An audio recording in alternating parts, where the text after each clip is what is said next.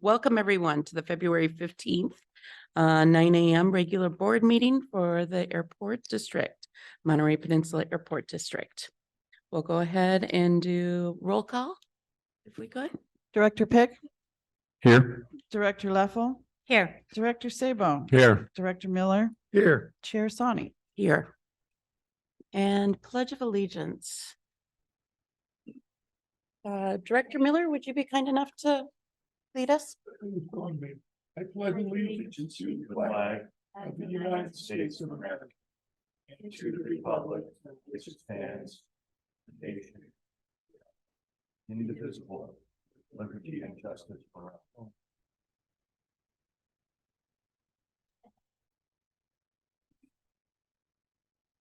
Any communications or announcements? We have two, Madam Chair. First, in front of you is a letter that was addressed to Director Miller from SDRMA. They have some openings on their board of directors, and should one of you choose to do so, there's the opportunity to serve in that capacity. And secondly, you should get this morning, maybe this afternoon, an invitation from MCHA for next week's luncheon. You'll have a bit of a chuckle over who is the presenter. It will be Mr. Chidlaw, Mr. Lapierre, and Mr. Wright. Tag team. So that's the 22nd, I believe. So you should get that from MCHA today. Wonderful. Where's it going to be again? Pasadena. Okay. Bill can just walk down the hill. Mike, those invitations I come might out scoot. like 2 or 3 weeks before now. Is it possible to, as soon as you get them, send them out to everybody? Yeah, it is. We have not got. I was at their board meeting last. I sent it to Denise, Oh, okay. so I got it. I'm a Good. paid member. I don't depend on the airport. Sure. So members got it about 3 weeks ago. Interesting. Did you get it? I've sent it a while ago. To everybody. Maybe. At least. What the Maybe question more. is, did we get it or did you forward what Mary Ann said? We got it. Okay. We get it. Yeah, I just, It I- probably just goes to. okay. Yeah, I don't know if did them. And then there's a dinner. Well, just if I'm just saying, if you say it, because then everybody, they don't read their emails and then maybe they'll respond. Sure. Which dinner are Or you we can- referring to? I'm talking about the MCHA The dinner. MCHA dinner, that's in March. Right? I think it's March 31st, maybe. Yeah. So, I mean, we're all busy. That way we can Yep. Yeah, put sure. on the calendars as soon as you get it. Didn't send that one yet. Yeah, there are lots of things going on. We certainly are getting back as a community since being kind of closed and shut down with COVID. It's great to see the additional activity and vibrancy that's happening. So I would add then that on the 24th, MCBC is honoring me for a Lifetime Achievement Award. And also they are honoring Virus Geeks for what they did for the community with free testing. And we were a huge part of that because we provided them the spot to be for a long time. I don't know how many months they were out there, but it was a long time. And that was well received by the community. And that was a partnership, I think, with MCHA, if I remember It was correctly. initially, yeah. So anyway, just FYI, we've got some stuff going on. Any other announcements or informational items? Yes, I have one. Mhm. I'm cold and apparently it's kind of cool outside and I don't know why we have cold air blowing out of this vent up here. Maybe that one Because we too. were roasting beef before. I'm gonna paraphrase legal counsel earlier. It was very hot in here, so we turned it back. It's down. not hot anymore, you know. But I'm only It's fussing about the fact that there's cold air blowing down here. On you. It's off. Okay, It'll, So- it'll shut off, so. it will? Promise? We- Promise? We're all aware of Yeah. our HVAC Just gonna have a challenges. Leather jacket that'll get you through for a few minutes, then it'll shut down. All right. Anything else? Public comment on non-agenda items. We've got a few people in the audience. I welcome you to the podium. 3 minutes. Good morning. Matt has their comments, Sure. extra copy to pass out. I did kind of stuff. I can get them all in the allotted time frame. As I mentioned, I'm Matt Castellani. Thank you for the opportunity to speak here. I'm here to represent the current district hangar tenants. I provided the board a copy of the prepared comments I will read and ask that they be included in the official minutes for this board meeting. I'd like to address several questions regarding the proposed new hangars to be constructed on the north side. As mentioned last meeting, the current tenants are concerned about the increased monthly rental costs of the new hangars. We would like the board to consider having the district subsidize the cost of the hangars to keep the rents acceptable to the light GA community, and also potentially to spread out the cost increase over 5 years or so to minimize the impact. We are concerned that the district may be placing too much emphasis on attracting corporate tenants rather than addressing the needs of the light GA community, represented by the mix of tenants and aircraft currently occupying the southeast hangars. This was evident in the spreadsheet presented last meeting, where all the columns for cost estimates specifically listed corporate tenant as the header. The improvements proposed for the new hangars, such as electric doors and fire suppression systems, might be attractive to corporate tenants, but are not a priority for the light GA community when faced with the prospect of potentially doubling our rent. Our group needs the dimensions of both the proposed T hangars and the box hangars in order to be prepared for the move. We are assuming that the approved, or at least provisional plans, have already been drawn up with occupancy proposed a little bit more than 7 months away. At the last meeting, the staff suggested the new airport district box hangars could be shared by 2 tenants and encouraged the board to approve it. In order for that to be feasible, the dimensions need to be large enough such that 2 average sized aircraft, similar to a Cessna 172, can both fit. Do the hangar plans take this into account? This may be the only way many of us are able to remain here on Monterey if we share a hangar. We'd like to know if the current self-serve fuel station is to be relocated to the north side as well, and whether the fuel trucks will still be available if desired. Most of these questions could be answered if we were able to view the site plans for the north complex. We'd like to request a copy of those site plans, which describe the approved layout, hangar dimensions, fuel island, etc. If this is already available, please let us know how to obtain it. Thank you for your time. We respectfully request the district staff and the board consider the issues and questions addressed above. Thank you. Thank you, sir. And thank you for the copy as well and your contact information and that you're hangar 15 tenant currently. We don't comment typically on things, anything You you want want? to report that to staff? We've Sure. already started some of that. Okay, yeah, and I actually have it at the end of the agenda as a request for myself too, and see if other board members were interested in learning more. So we appreciate your information and having solutions or potential solutions and, things that you're looking for as well. Really appreciate that. We have another person in the audience. I don't see anyone else online, but sir, would you like to speak as well? Mhm. I don't have anything prepared or to give you, just have a short comment for you.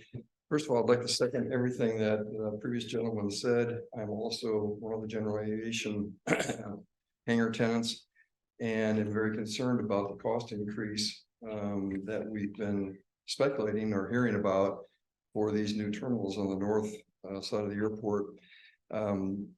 Besides seconding everything that the previous gentleman said, I'd like to raise one other additional issue. It's been noted by the AOPA representative, which I believe you folks are familiar with, David Dickens, who is unable to be here today, that there is a clause where You may not have to have the fire suppression equipment in the hangars because they'll be located within 1,000 feet of the current fire facilities, fire department facilities. And I would urge you to consider, as you do not have them now, eliminating the fire suppression equipment in an attempt to reduce the cost for those of us who are going to be migrated to these new hangars. I think with the annual fire inspection that you folks do, to make sure that there's no flammable material stored in the hangars, and with the proximity to the fire department, no reason to have that fire suppression equipment and the increased cost. And of course, this whole plea is in the same vein as he mentioned, you know, the cost increase that's we've heard likely to happen is really going to drive a lot of people away. They just can't afford it. So it's a plea to try and look at whatever you can do to keep the cost down for these hangars. That's all I have. Thank you. Could I just ask for your name for the Yeah, record? my name is Tim, Tim, Heybor, Heyboer. Thank you, sir. Okay, thank you. Mhm. All right. Any other public comment on items not on the agenda today? Seeing none? I'll go ahead and go to item E, which is appointment of committees by the chair. And hopefully I'll be able to share my screen without feedback here.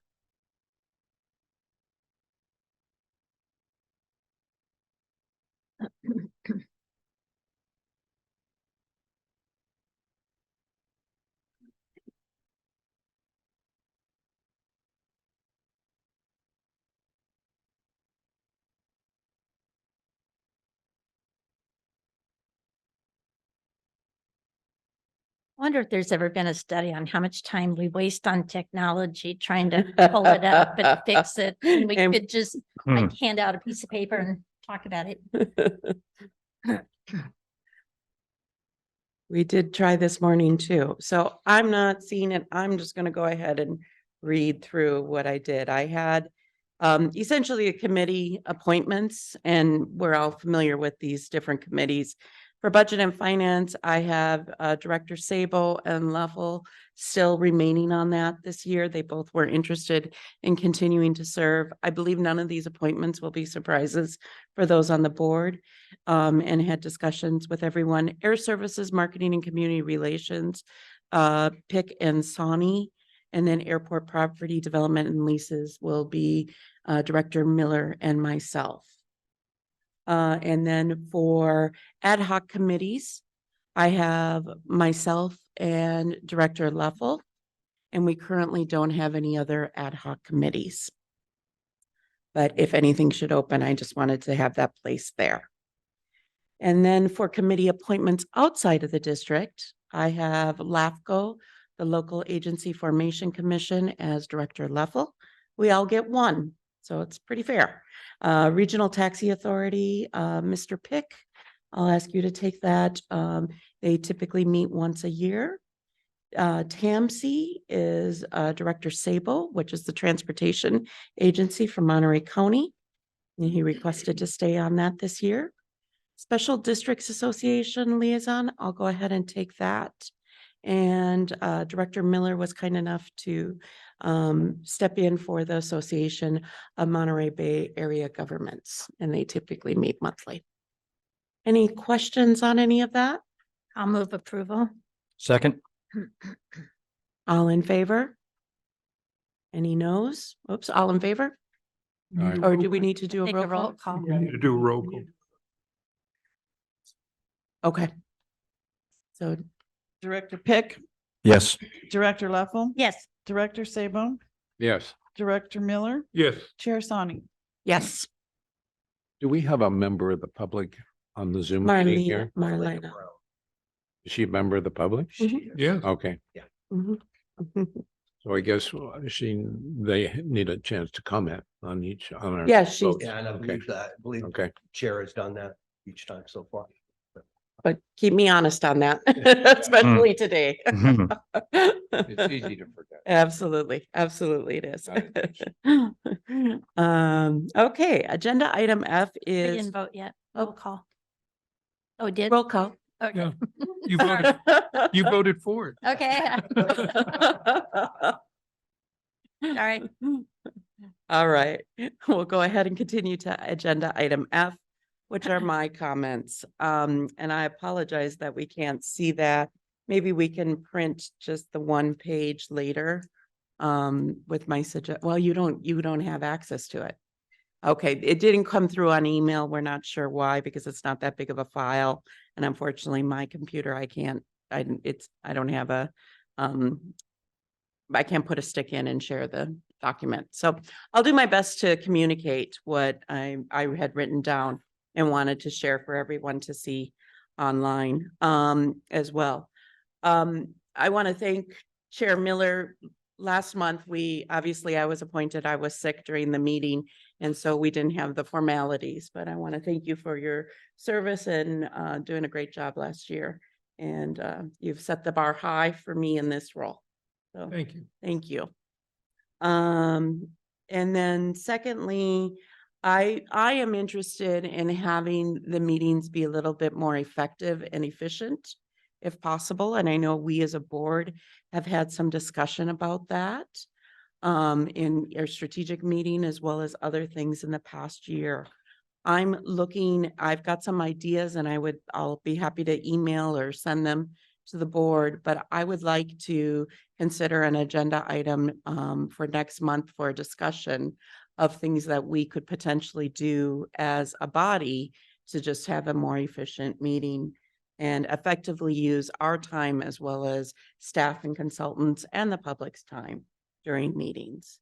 So, Scott, to the council, should I ask for something now, or should I just put that on an agenda item at a request at the end of the meeting? It fits under chair comments, or you can do it for future agenda items at your pleasure. Okay, well, I'll go ahead and open it for the board if there's any comments on it. And again, my request is just that we have a discussion about it at the next meeting and see if we can come to some things that we could maybe all agree to do for the upcoming year. I have a question. Mhm. I have two questions. One, I'm not real clear on what your definition of being efficient is in a meeting.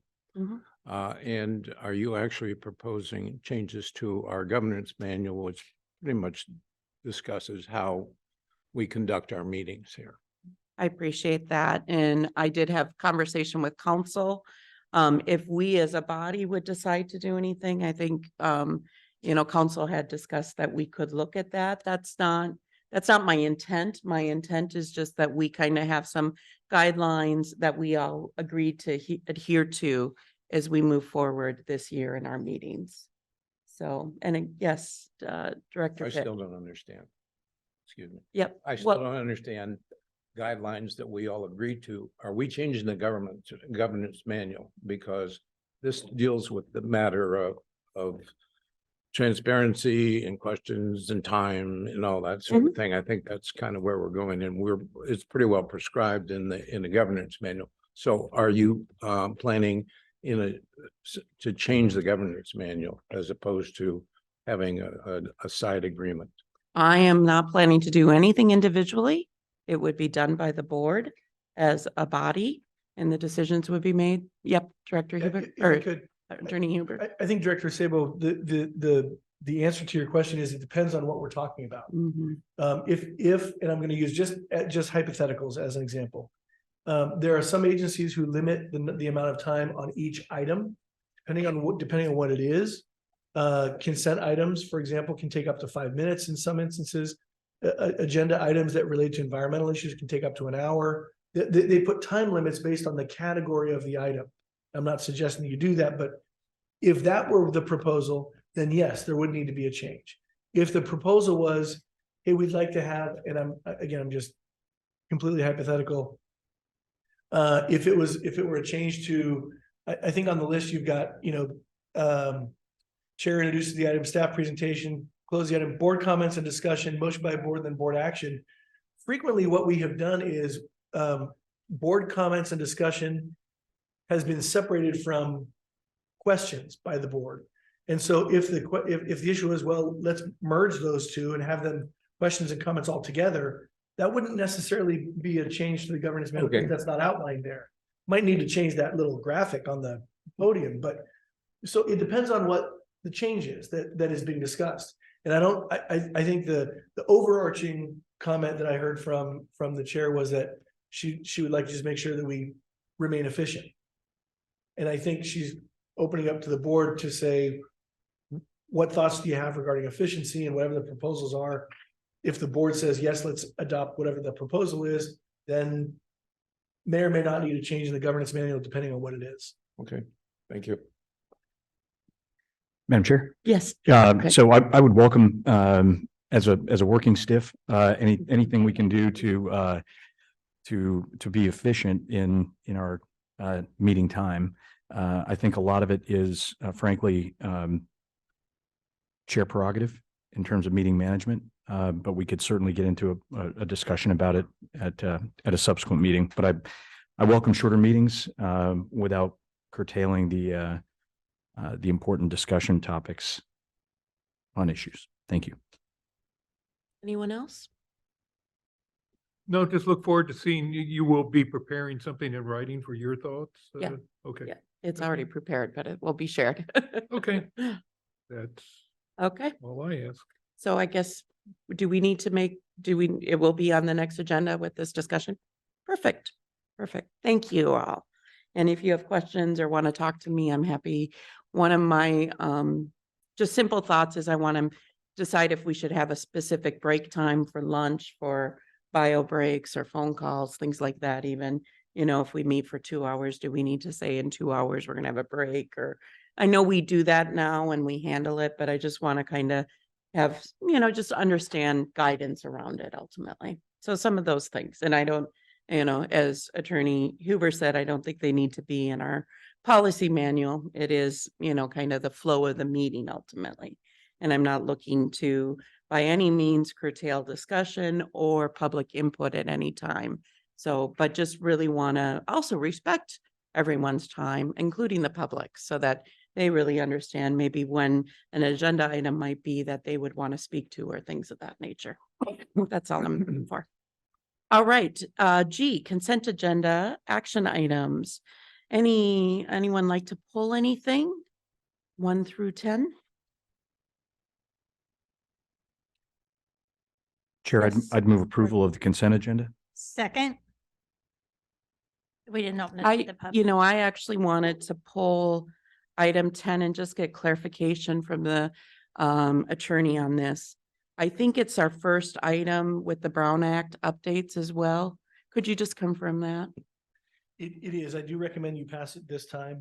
And I can explain why in the next presentation. I just wanted to make sure they Yeah. were. Yep. Okay, I'll go ahead and accept the first and second, and we need to do With- roll call. With an amendment. Oh, with Do an you amendment. amend yours? I don't think there was an amendment. I didn't hear them. Well, she pulled 10, so we. No, she asked a question, got it No. answered.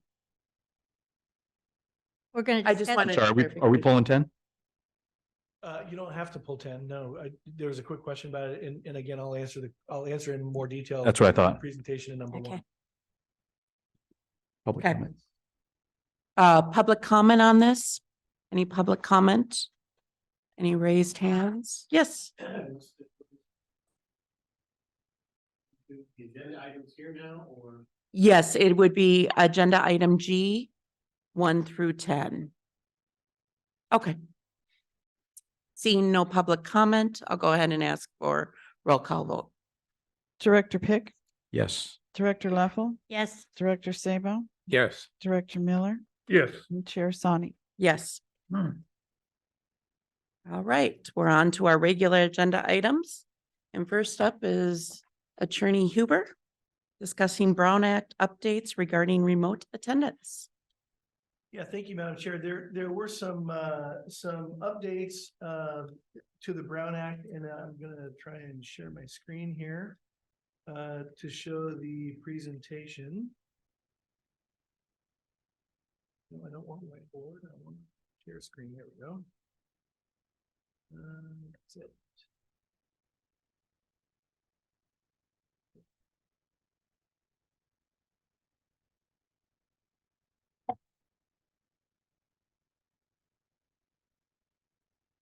hang on, there it is, okay.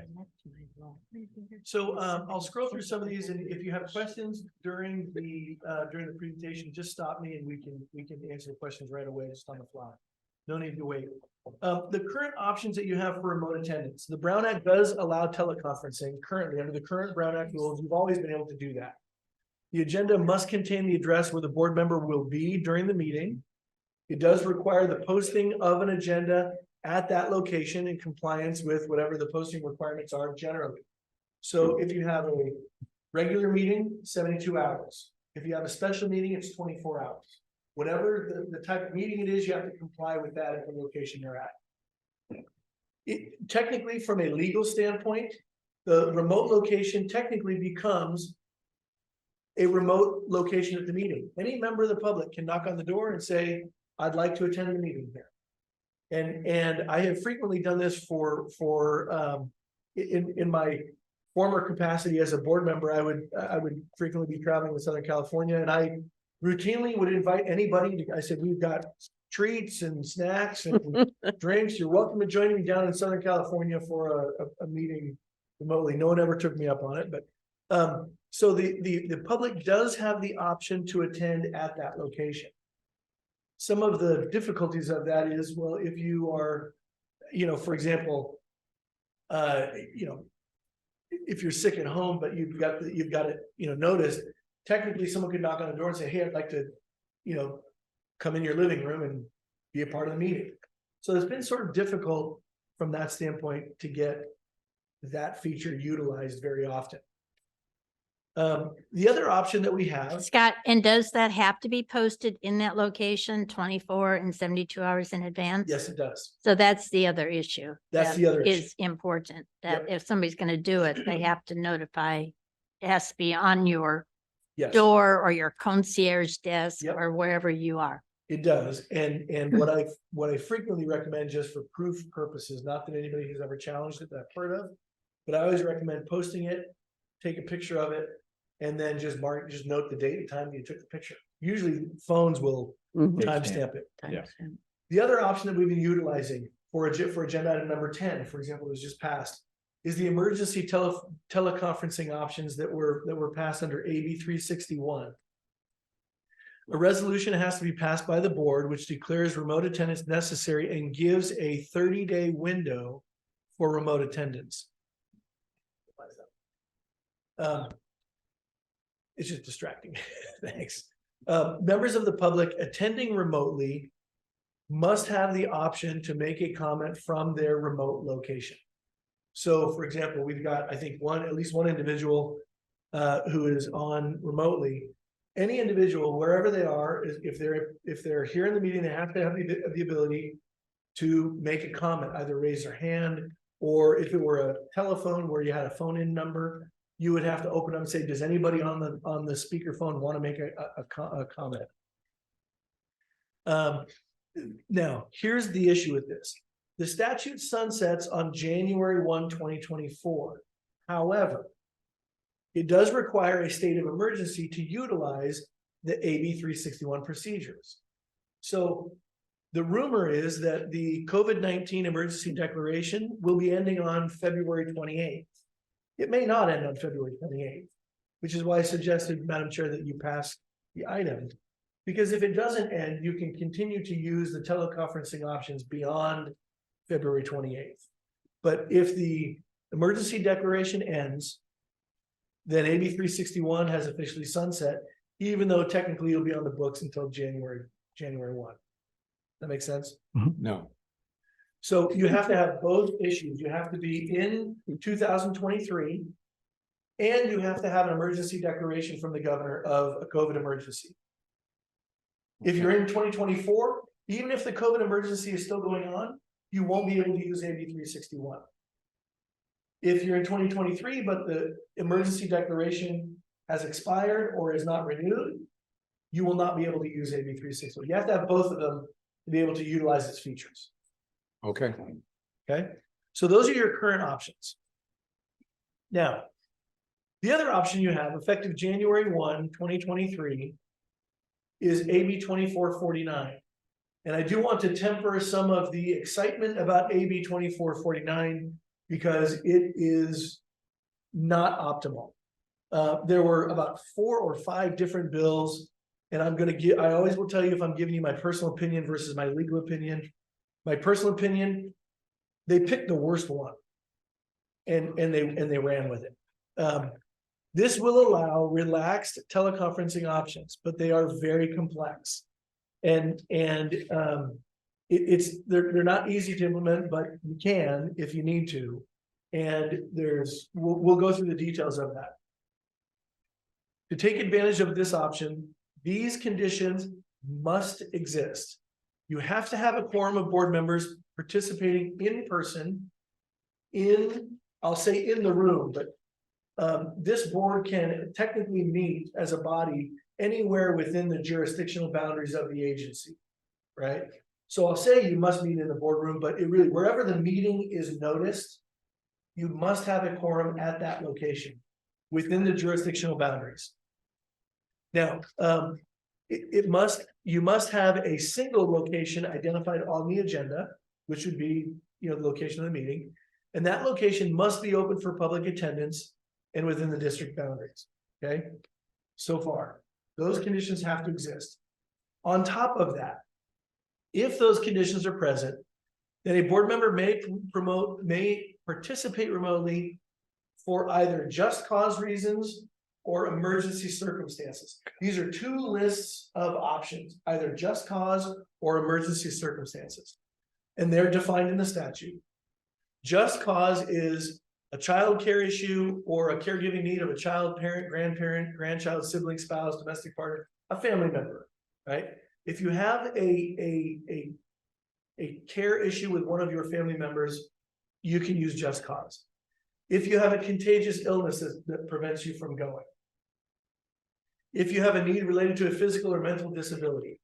If someone falls and breaks a hip, they can participate from a hospital. They want to. I don't know if you want to, but you could. Or if you are traveling while on official business of this legislative body or another state or local agency. And I'll give you an example of this. I actually utilized this just the other day. I had a council member who was required for a quorum, who was a parent chaperone on a school field trip to Washington, D.C. And I said, hey, I need you. Is there any way you can participate? He said, sure, we're 3 hours ahead. That means the kids will be asleep. I'm happy to do that. So he participated from his hotel in Washington, D.C. because he was on official business for that school district. Now, it had nothing to do with the agency that he was elected to. So it's either your agency or another agency. LAFCO would count, for example. If you were somewhere, Director Leffel on behalf of LAFCO, that would count. Those are the just cause reasons, okay? Now, we'll get into implementation, how you implement the reasons in just a minute, but those are the just cause reasons. The emergency circumstance reasons are a physical or family member medical emergency that prevents a member from attending in person. You have a car crash the night before, your neck hurts, you need to stay home. You have someone who's sick in your household, you can do that. That's not a problem at all. It took me a little bit to figure out the just cause for a child care or a caregiving need is sort of more routine. Hey, every Monday from 1 to 4, I have to take care of my child, so I can't be at a meeting kind of a thing. That's sort of more of a routine thing. The emergency circumstances sort of, my child woke up sick, sort of a thing, right? Okay. Scott, I have a question. Yeah. I mean, this is probably kind of HR and some of the HIPAA and whatever, you get into so many things. Do the causes need to be shared? We're gonna get into that. The answer is no. Okay. You are not required to share more information than you would otherwise need to share. All you have to really do is just declare which bullet point you're utilizing. Okay. I have an illness that prevents me from being there. I did see you discussed it later on, but I was really surprised by that Yeah, because I mean, HIPAA gets really, And hence one of my, again, opinions that this was not the best. not the best one, but I have a it's question. what we have. And Director Sable has a question. Just roll back to the story you gave about the school district board member. Yes, In that, telling that story, you said, I really need you to fill out a quorum. Okay. To that board member who was remote. Yeah. I thought that this requires that you have a quorum in Yeah. together Yeah, in one place. let me be more explicit. Okay, A quorum existed, but we didn't, there were voting members and alternate members. He was the voting member and he wanted to vote on that. And I said, I really need you at this meeting if you want to vote. His alternate was there, but he and his alternate did not agree. did that, I'm not trying to Yeah. make, dance yeah. on the head of a pin here, but did they have a quorum established already They did have a quorum in the room, in the room? but Okay, again, he was the voting member and he wanted to vote on this item rather than let his alternate vote on the item. oh, okay, all right, I understand better. That was, so I was very inarticulate in how I said that and I apologize. But You yeah, did fine. You do have to have a quorum in the room. You do better than my doctor, but Appreciate that. Let's get into how you implement these because the procedure is a little different. If you have a just cause, typically you will have notice, right? Usually you'll know, hey, I've got a normal, I take care of my parents from Monday from 8 to 5, right? Usually you know that in advance. So the board has to be notified at the earliest opportunity of the need to participate remotely, including up to at the start of the meeting, and be provided a general description of why the board member needs to participate remotely.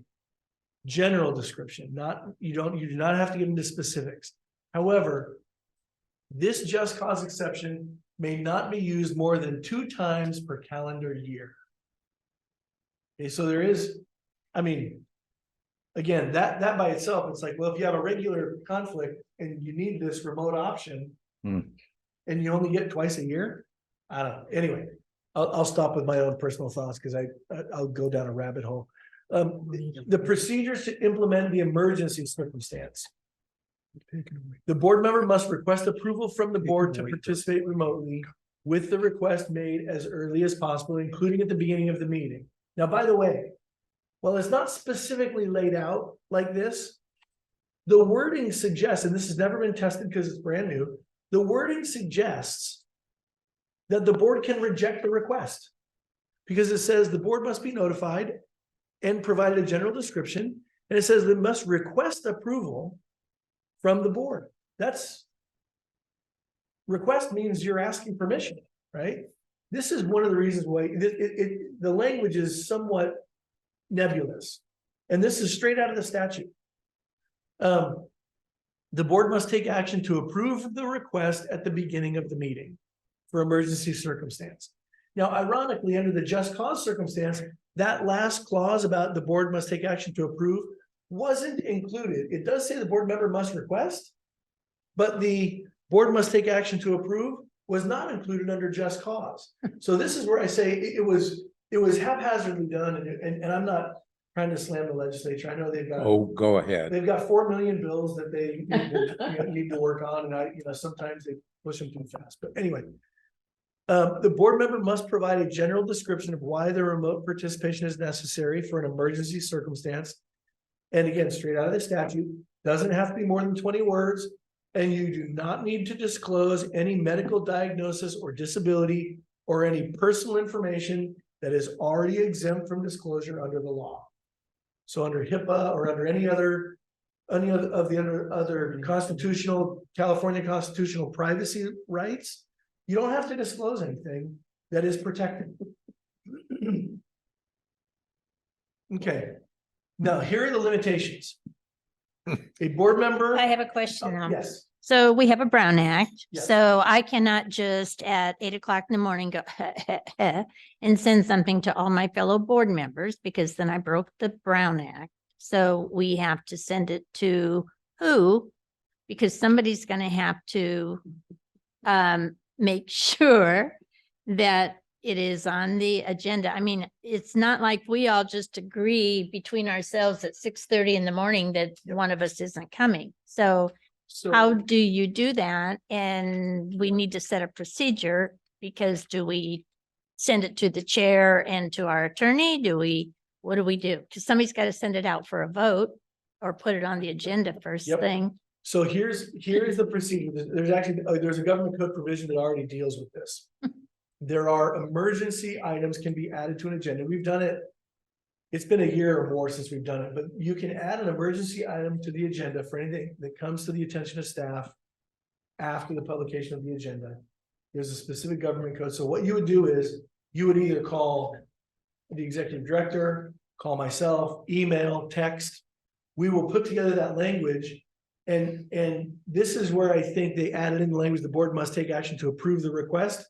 That has to be added to the agenda to allow the consideration of these emergency or just cause circumstances. At the beginning of the meeting. At the very beginning of the So meeting. I have a question. So the procedure is then that whoever is, whatever reason, I'm mentally ill today, I need to send to staff and you, because it's Brown Act, and say, I'm mentally ill today and I probably should not attend. And therefore, put it on the agenda. Put it on the agenda and again, under the emergency circumstance, we would add it to the agenda. Which ironically, again, it takes a motion and a second and a 4/5 vote. So it need to be unanimous in this instance to add it to the agenda.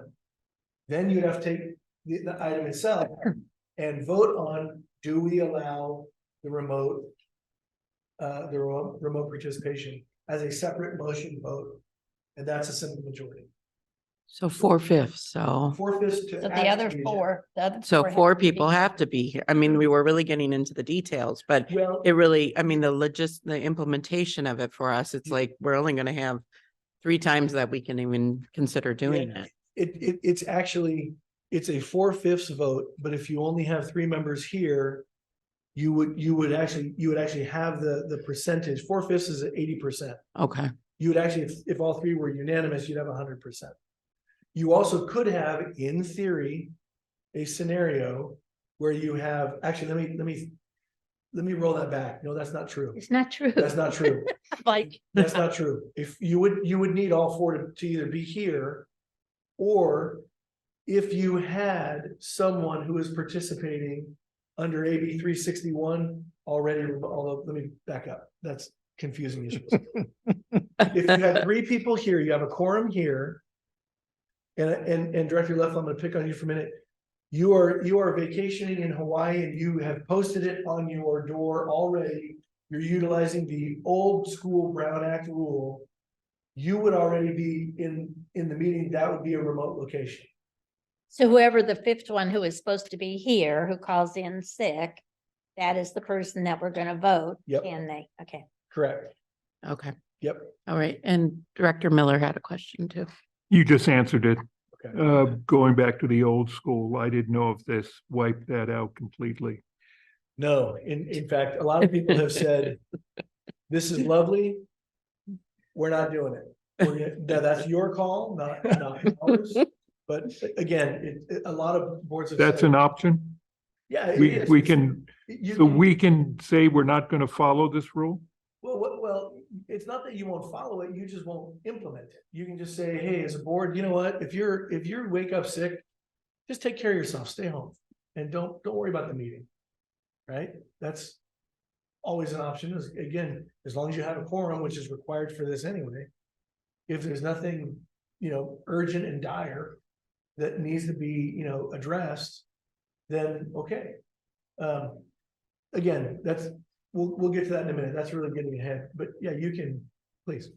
Can I just want to confirm that the public can always attend remotely in our meetings with this? Or how is, I mean, are there We're- changes to we're gonna that? get- We're gonna get to that. Yes. Okay. The public, if you utilize this option, there's a slide on this. Let's see. I believe, hang on a second. Let me look ahead for a moment. I'm wondering if they also gave a data flow with the law. Maybe that would have been helpful.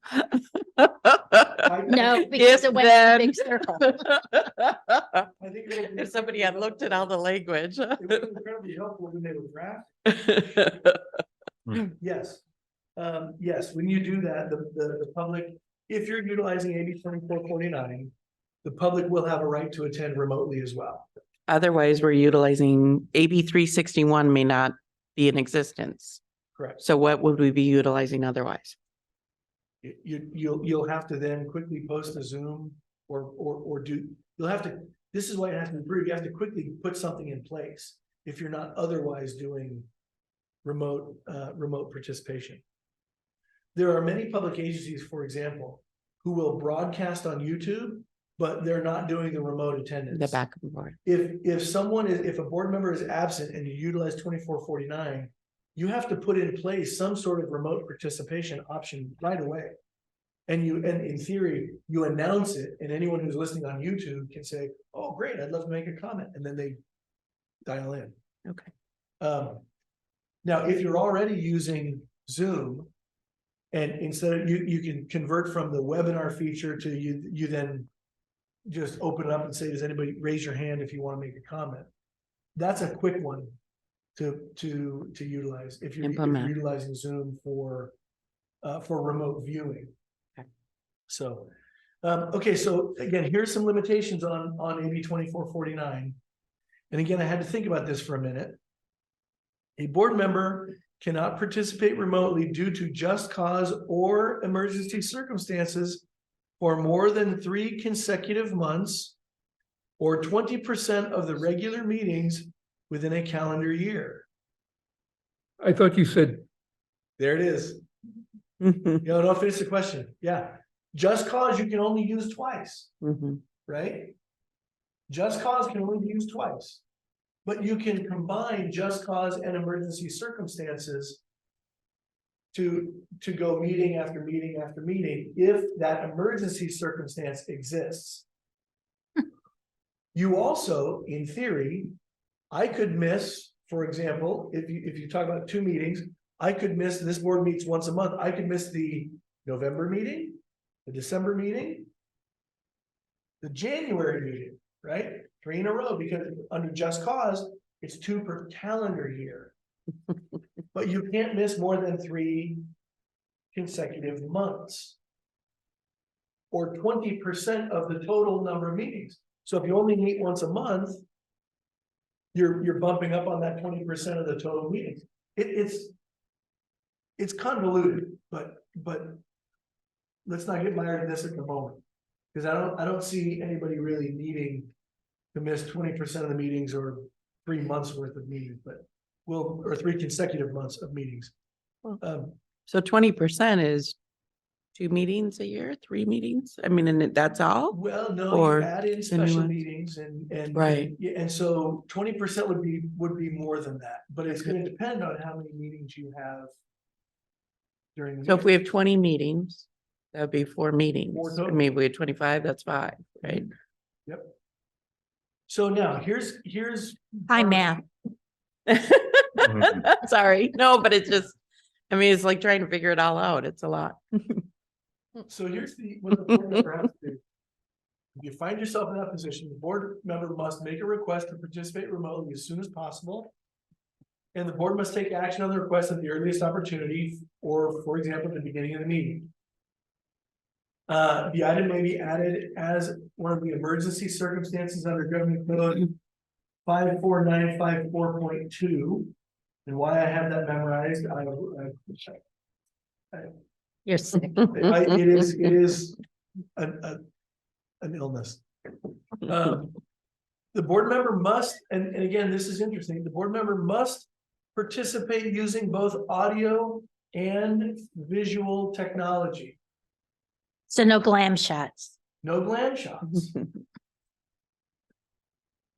Now, if you're participating And you gotta because be in you have an person. emergency condition like you're sick, this requires you to keep the camera on. At least that's my reading. You have to disclose at the beginning of the meeting before any action is taken, whether any other individual 18 years of age or older is present in the room at the remote location. and the general nature of the member's relationship with who you are. So if you say, for example, gee, I'm really sick, I can't be there. By the way, my spouse is in the room. My best friend is in the room, or anyone else over 18 years of old. Now, again, why? It's a public meeting.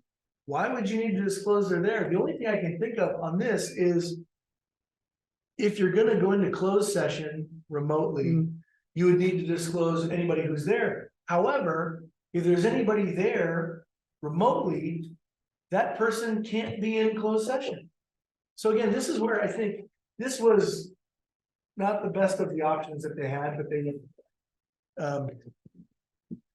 here are some additional requirements. The agency has to provide either a two-way audiovisual system or a two-way phone service in addition to live webcasting. You need to identify a call-in or an internet-based access option on the agenda in addition to the in-person meeting location.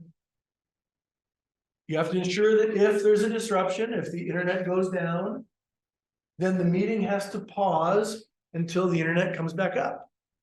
And you have to avoid requiring public comments to be submitted in advance, and you have to provide a real-time option for the public to address the board.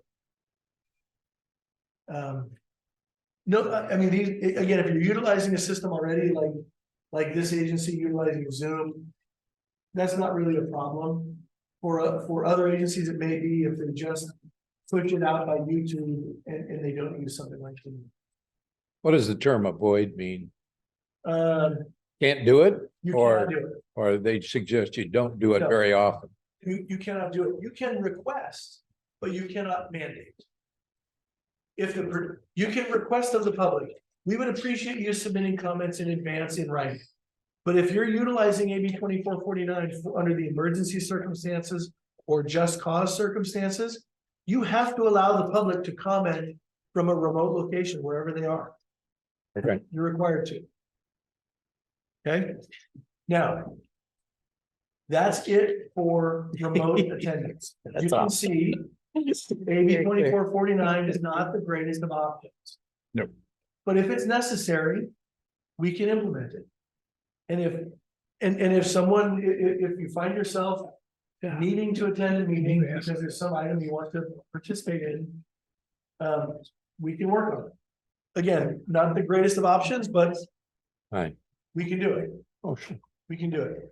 Now, there is one other thing, and the reason I include this is because the title of the presentation was Brown Act changes. There is one other, and you don't need to really worry about it too much, but just remember that disruptive members, this is a brand new item. Removal of a disruptive member of the public, both in person and online. The chair of the board may have an individual removed for disrupting a meeting.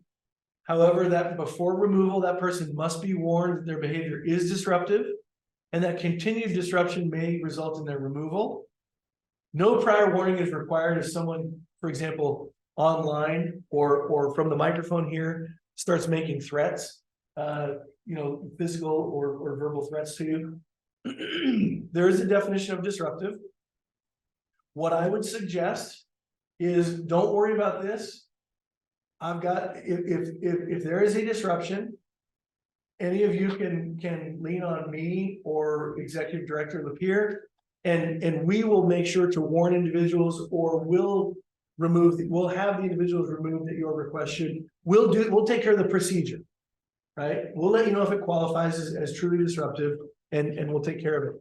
There is an instance where you can actually clear a room if you have more than one disruptive individual. And only once in my career have I seen this where it needed to be done. And it was related to the union opposition to an Amazon warehouse facility. And we did clear the room. But you have to allow members of the press or media to remain in the room, provided they are not the disruptive party. But again, you don't have to worry about this. If there's a disruption, we can take a break and communicate about how to deal with that. But because I did have the title of this as a Brown Act update, this is part of the Brown Act. We can do this. It is, I will tell you, somewhat fraught with peril.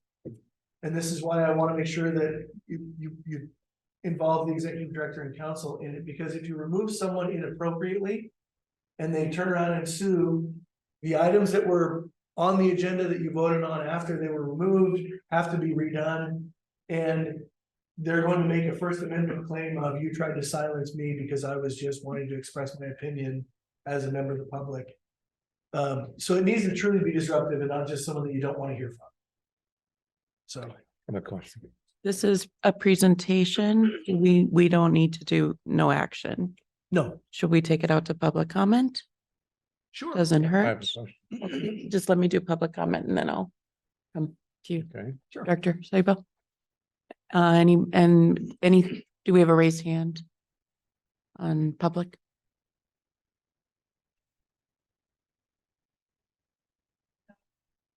Okay, all right, go ahead, Director Sabo. Thank Okay, you. on the subject of removal of a person for being disruptive in a meeting and all that.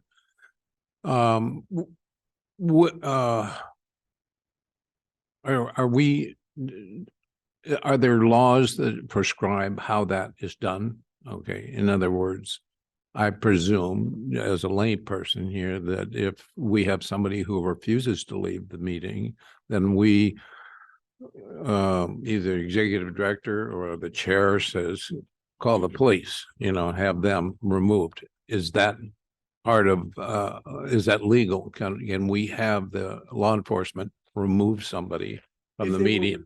If they were refused to leave, yes, you can. But what I would, again, I'll go back to, let us handle that. We will, if the person is disruptive and you all have said, hey, look, we need to handle this and we agree, yep, they're disruptive, and they won't leave.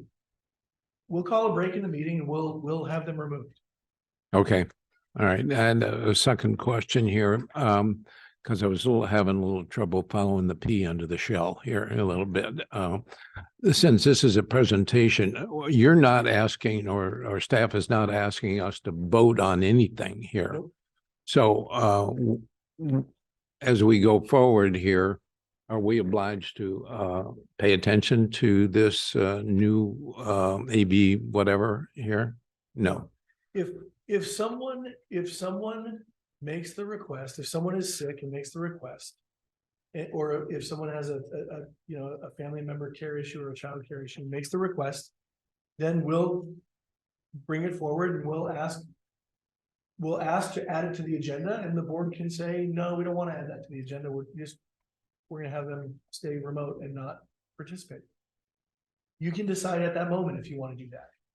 You can add it to the agenda and have a discussion. Do we want to allow remote participation or not? For all other situations, other than us having to add it to the agenda, we could continue as we have been doing it in the past, right up until next year. Is that right? Or no? You say continue as you've been doing in the past. Oh, well, you mean like with Zoom and remote attendance. Yeah, like all right that. now? Yeah. And as far as remote participation by a board member, You can do that. And I want to separate the two options. The AB 361 option, which is what we're utilizing now for item 10. You pass the resolution. We're now automatically for the next 30 days able to utilize the teleconferencing options without any prior notice. We just put it on the agenda. That can go until the end of the year or until the governor rescinds the declaration of a COVID emergency. So if that happens on February 28th, like is rumored, then your ability to do what we're currently doing will end. We'll have to meet in person or notary. Or exercise the existing law. Or exercise. You can always utilize the existing Brown Act rule of remote attendance by putting the address in the agenda when it's published of where the remote location will be. And you post it at that location. If it's a regular meeting, you post it 72 hours in advance. but there would be no limitation on how many meetings we could do that. That's correct. Okay, and that is good until next year, No, that's good forever. Perpetuity. forever. All Yep, right. there's no sunset on that. Sorry to be a little No, dull it's- here. This is, This took me a good half a day to to wrap my head around this. I mean, it really, Now, if we had to get an opinion and forgive me, if we had to get an opinion and you're not available, is there somebody else in your office that can do this? To your level of knowledge? everyone in my office can do this. However, there is a hierarchy. And again, Mike knows you've got Dave Ritchie, who has filled in before here. You've got Stephen Graham, who is working on some items for the airport. So, and there are, you can always, if I'm not available, Dave Ritchie's not available, Stephen Graham's not available, you can call the receptionist and say, I can't get any of those people. I've got a question. I need somebody. And they will get you someone who knows this. Every attorney in my office Good. knows this. Thank you. Anything else? I want to thank Attorney Huber for that very crystal clear presentation. As clear as it could be. Lisa, I have Yes. one question. I heard closed session, and that was because somebody 18 or older is in the room. But if you say there is no one else in the room with me, you can participate in Yes. closed session. Yes, you can. Correct. Okay. Yes, you can. I just wanted to make sure I heard that correctly. Yeah. And this is I have heard, again, I've heard stories about, people participating in closed session on Zoom, and you'll see individuals walk behind them. It's like, whoa. Do you have headphones on? Because if they're listening, and again, you can have someone there as long as you have headphones on, as long as they can't hear what you're talking about and they're not looking at the screen. Okay, but you've got to say that, right? And I think that's why it's on there, is so you can, if someone says, hey, look, I've got someone here. Well, okay, well then you got to put some headphones in. You see what I mean? Yeah, no, I get it. I Yeah. just wanted to make sure I heard that Yeah. correctly, Yeah, because I send me- have said on some meetings in the closed session, there's a staff member or there's somebody in the room with them. And it's like, okay, that isn't exactly closed sessions. Yeah. Does any of this apply to our standing committee meetings where we publish an agenda and we may have Into to the zoom mic. in? I'm sorry. It Do you all understand? applies- It all applies to your standing meetings, your standing committees. So if we have to zoom in to attend the meeting, we still have to post our location and all that sort of stuff? If it's a standing committee, yes. Yeah, okay. Go back to what was 3 years ago, essentially.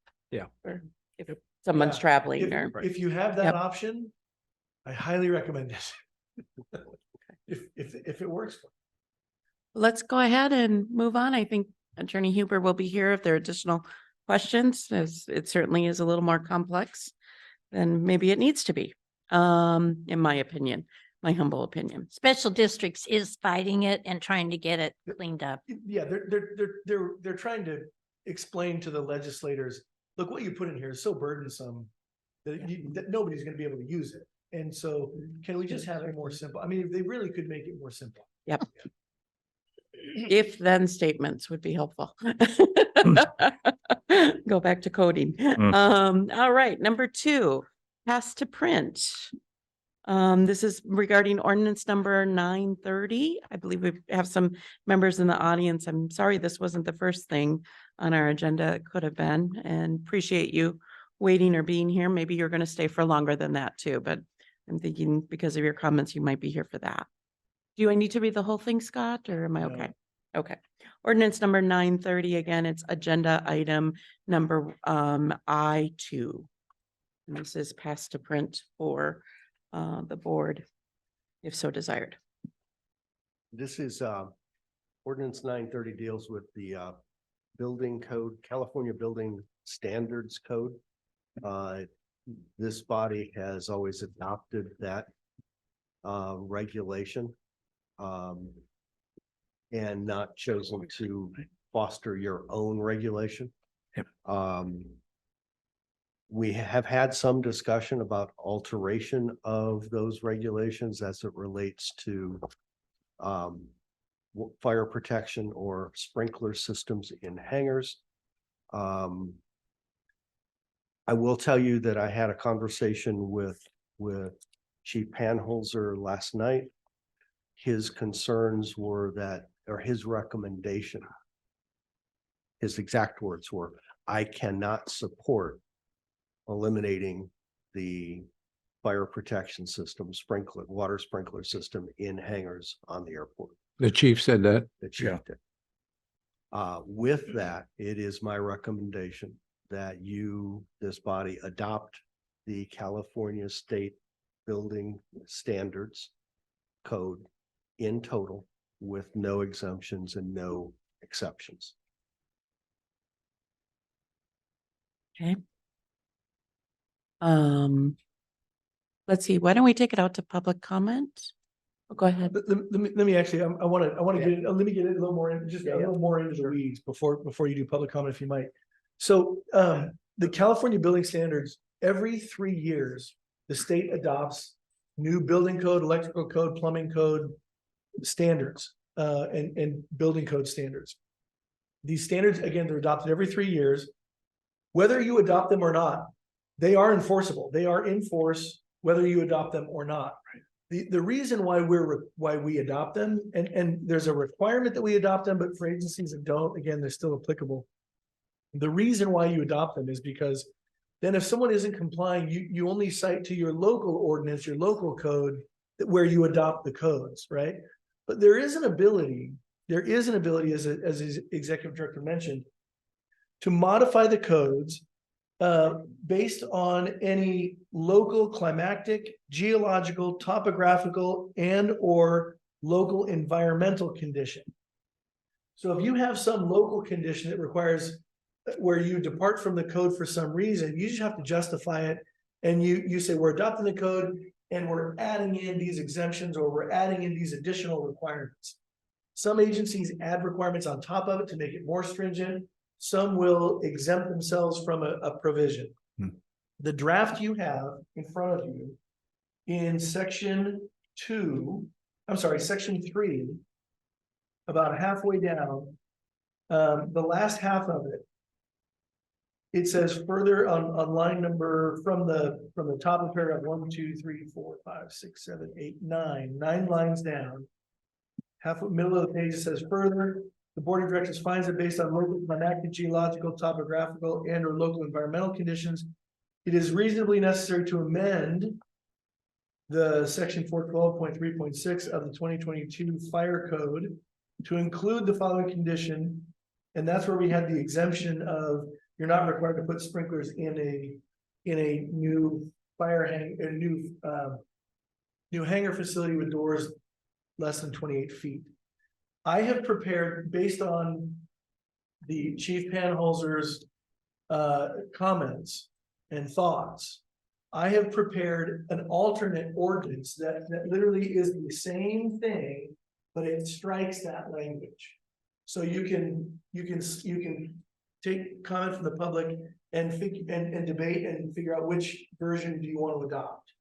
You want to adopt the version you have in front of you, or you want to adopt option 2, which is the one that strikes the language, meaning new hangar construction would be required to have fire sprinklers. So you'd be adopting the code without any exemptions, without any modifications. That makes sense? Yep. Let me pass. And did we ask the fire chief? I believe this was discussed in both finance committee and leases. Is that correct? It was agendized in lease. Okay. It was discussed in general at finance. Okay. Okay. And I know in leases, because I attended that with Chair Miller at the time, or I guess you weren't. You were just a director, No, weren't you? Anyways, last week, whatever. We're all directors all the time. I'll stick with that. Director Miller, what was the fire chief's perspective on water on fuel? His indication to me in our conversation was that they have had success suppressing fuel fires with water until foam can arrive. So he, being a good fire chief, a good firefighter, he wants all tools available. Okay. And I think that's the short of his conversation. And that was kind of what we were thinking or estimating, but I appreciate you, having that conversation with him and understanding that a bit more. I'll go ahead, I'll come to all of us. Let me go ahead and take it to public comment at this time. If there's anyone that would like to speak on this, we'd love to hear from you. Hello again. I've become aware of a couple different avenues that the discussion meeting regarding whether or not to have the fire suppression systems installed in the new hangars on the north side. I would expect no less from the fire chief. I don't think you would want a fire chief who would say, sure, we don't need to do that stuff. That doesn't surprise me at all, and I think he's well within his purview to say that. I'll go out on a limb and say, in all my years of aviation, been around it both in the military and in civilian, I don't ever remember having seen a fire in a hangar complex. That's just me personally. That's not to say it couldn't be, and I don't want to jinx myself either on the thing. The water only piece of it, again, I can't fault what the fire chief says, you know, to stave it off until foam gets there. But again, from experience in the Navy on board ship and such, you use water on a fuel fire, you're just going to spread it. You risk the chance of making it worse rather than not. But having said all that, if the proposed system is to be water-based, you question the efficiency of it.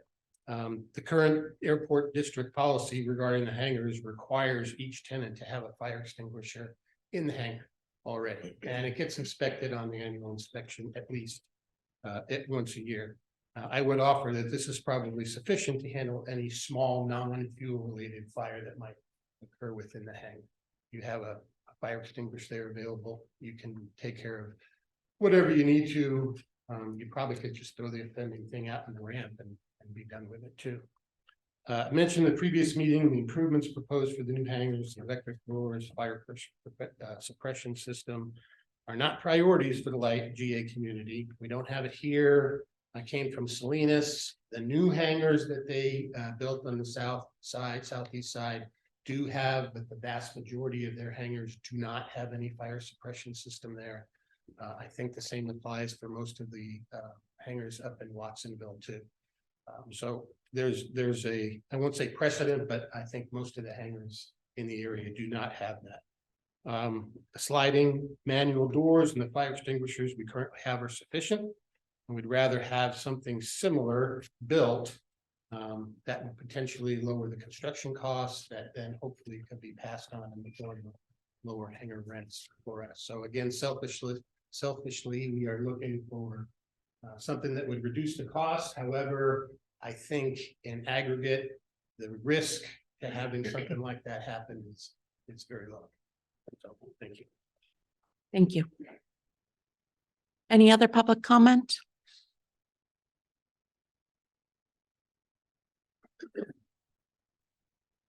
And if you could just state your name Yeah, for the my name is record Tim again. Heibel. I know you did. Yeah.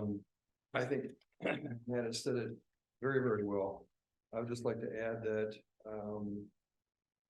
I've been flying for 50 years and have had hangars in numerous places, Truckee, Palo Alto, none of which have had fire suppression equipment. I would agree with his comment. I have never experienced or seen or even heard of a fire in a hangar.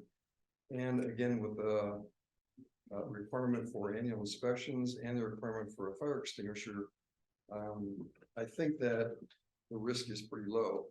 So again, I'm speaking for most of the group of us in hangars.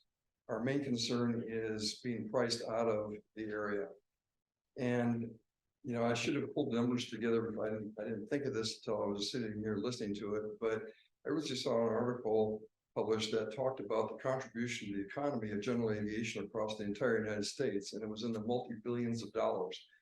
I think losing your general aviation group here in Monterey will cost you money. And so what I'd like to urge is the group to be conscious of what the rental prices would be.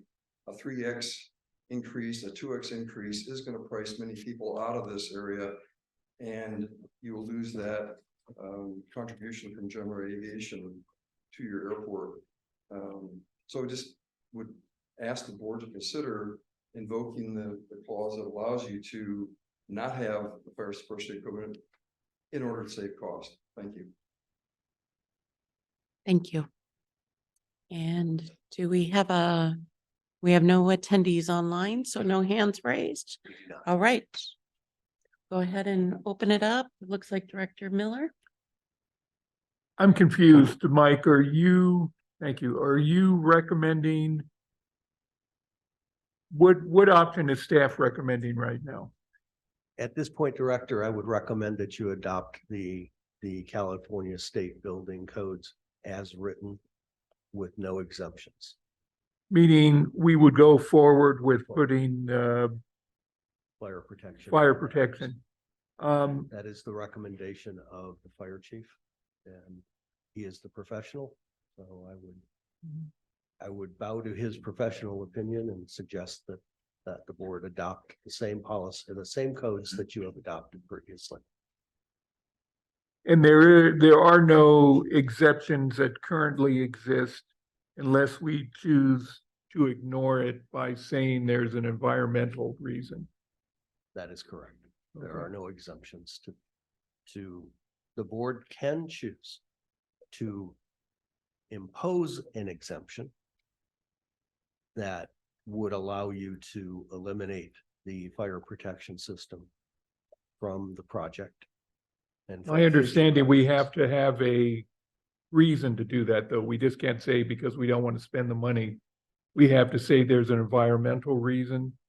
So the option that you presented with an environmental reason, what would the impact be on the environment if we were to go forward with fire suppression? So what you would need to do is you would need to just recognize that if you, depending on the, and I'm going to just hit both of the systems, depending on the system you have, if you have a foam discharge system, then anytime you have a discharge, you're going to need to do it. You're going to need to clean up the foam. Right. You're gonna need, and that may be getting into the ground, digging up some of the dirt and then having it treated. Because the AFFF foam is not something that you can readily just remediate on your own. You'd have to, dig out wherever it is and then replace that soil. And I would buy that argument. Yeah, Yeah. if you're utilizing a water-based, fire sprinkler system, then in the event you have fuel that is, taken by the water down into a drain, you're going to have to go chase it wherever it goes. If it goes down into soil, you're going to have to go again remediate that. Probably a lesser remediation than the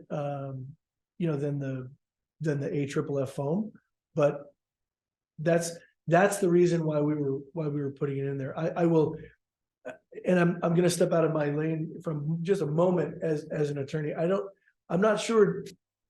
I wouldn't say that the cost is an issue because in the entire project, the sprinklers themselves are not a huge line item. This needs to be either, do you want to put it in to comply with the regulations and have the regulations or not? And again, I think if the fire chief says do it, and And would you address the liability? Yeah, that's the happy next to- question happy I to do had. that. So you have broad governmental immunities regarding ordinances that you pass. If you were to pass an ordinance that does not require fire sprinklers, in the event of a fire, you're not going to be held liable for the fire because you didn't have fire sprinklers. You may be held liable for the fire if you were the cause of the fire, but not having the sprinklers would not give rise to additional liability. And also including the fire sprinklers would not get you out of any liability. If you're the cause of the start of the fire, the sprinklers won't help or hurt you from a liability standpoint. If you're not the cause of the fire, same answer. You will not be harmed in any way, whether you have the sprinklers or not, from a liability standpoint. But it's still the recommendation of staff that we install Yeah, and- sprinklers and approve And the you building are- code as Right. written. And you are correct that there is some confusion there. My original recommendation at committee level was to provide for the exemption so that we did not have to put the water sprinkler system in. After conversation with Chief Panholes, or my recommendation has changed. Okay. Director Lawful, you had a question? Yeah, well, yeah, so what is if I remember correctly, it was about $100,000 for 24 hangars for fire suppression for That's correct. water system. Was that correct? That's So correct. it's about $4,200 per Per- hanger. And just for everybody to know that Chief Panholzer is the Monterey Fire Chief who is under contract with us to provide fire service here at the airport. It's not our fire chief. He also covers some of the municipalities here. We know we have a very small issue with PFAS on property, and we were early into that lawsuit against the manufacturer of PFAS. But there has not been by the aviation community identifiably a new substitution for that FAA approves, correct? That's correct. So we're kind of caught in that Right. mess also. In not being an aviator, I get it, the logic of it. I just don't understand how they can't come up with something. If you had a fuel fire or an airplane fire and you put water on it, then everything that was in there would wash down into the drains and could conceivably go quite a bit further than just be contained in the soil that's under that hangar. That's correct. Yeah, we on airport have a procedure when there is a fuel spill that the first immediate thing we do is protect the drain so that it doesn't get into the drain. We would need to do that here as well. But when you're fighting a fire, I mean, I get Yeah. as part of it, you protect the drain, but also you're trying to save a building or save right, whatever's exactly. in it. Have we ever had a fire in any of our hangars ever here? I don't think that was anything identified anywhere. In my career, I've not seen a fire in a hangar. The gentleman is correct. I've not seen it. And I have also built hangars on other airports, or we have built hangars on other airports, and we have not put sprinkler system in. This is California. It's a slightly different environment. We're special. Yeah. Other states, Mike, then? Pardon me? Other states? Correct. Yeah. Yeah. So this is unusual that we would do this, at least in my professional opinion. But it is the opinion of the state fire marshal, and also Chief Panholzer, that we do that. And, I would bow to their professional experience, and their professional knowledge. And I would think that it would probably be appropriate for this board to do that same thing. These are the professionals that we, in Chief Panholzer's case, that we hire to give us that professional opinion. I think we should listen to it. And in the state too. I mean, I assume they're Yeah. engineers and others that are looking at building code ultimately Just personally, I put less stock in what the state has to say in regulation than the chief. than the local fire chief. What are you talking about? We just spent all this time on 2449.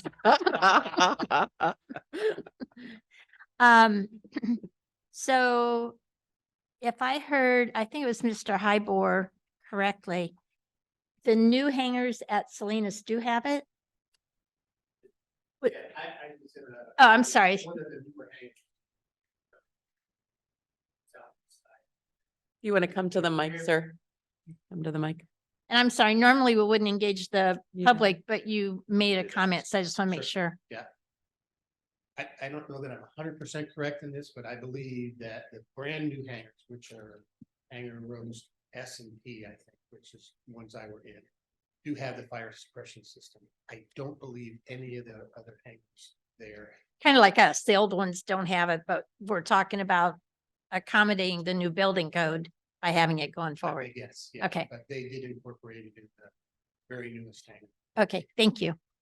And I think we talked about, and one of the gentlemen who spoke last time said that it might be, and he threw out the number $50 reduction in his insurance, that it might be. But because we talked about, is there a kind of an offset because you might pay a little more rent, but you would have a reduction in your insurance. And I believe that was the number that he threw out there. It was $50.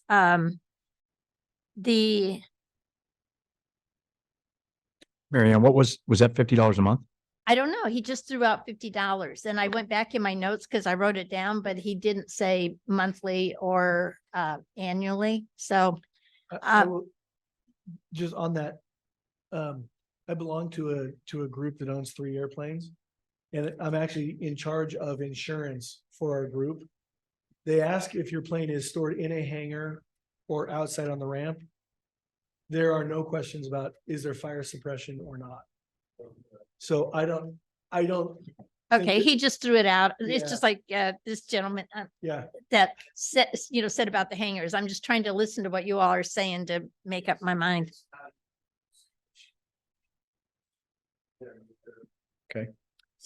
yeah, I didn't mean to interrupt you. Okay, I was just, is there a way, Scott, that in a lease that there could be a clause that you realize there is not a fire suppression system in the Cer- hangar, Certainly. that it's something that somebody acknowledges? Because it's kind of like when they buy a house in a flight path, that they sign that and then they forget that we might have a plane overhead. So, Certainly, that can be a clause in a lease and quite frankly, it would be something we can insert.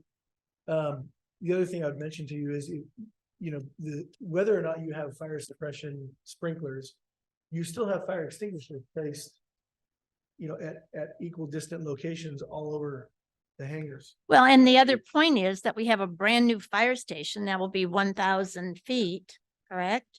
From Likely these, less, yeah. these Yep.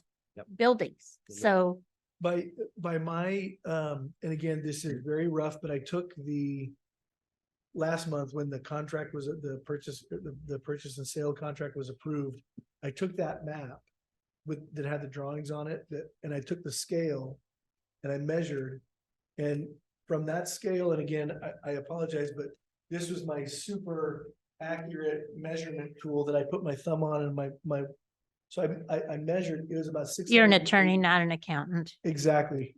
And not a construction guy, but it's about 680 feet. Okay. So, I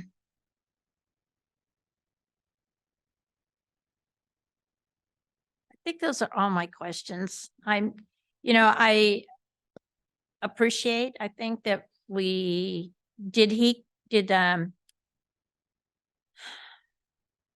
Dan's call you because he saw this on our agenda? Did you seek him out? No, we had conversation in lease committee and it was suggested that I seek him Okay. out, and I did. Okay. Okay, I think those are all my questions. Anyone else? Yes, ma'am. Yes, go ahead. Thank you, Chair. So most of my questions are answered. I have a question about cost. 4,200 or so per hangar for the For a water system. water system. What is the total cost of construction? Do we know? Right Estimated. now, it's about $7.04 million. Well, if we're going apples to apples, the 24 hangars. that's Right. So if we're looking at that bay of hangars, it's about $1.2 million. But to the cost of construction of that bay of hangars, and those are the ones we're thinking about exempting. That cost for this fire suppression was about 108, I believe, thousand. Less than 10%. Mhm. Okay. All right.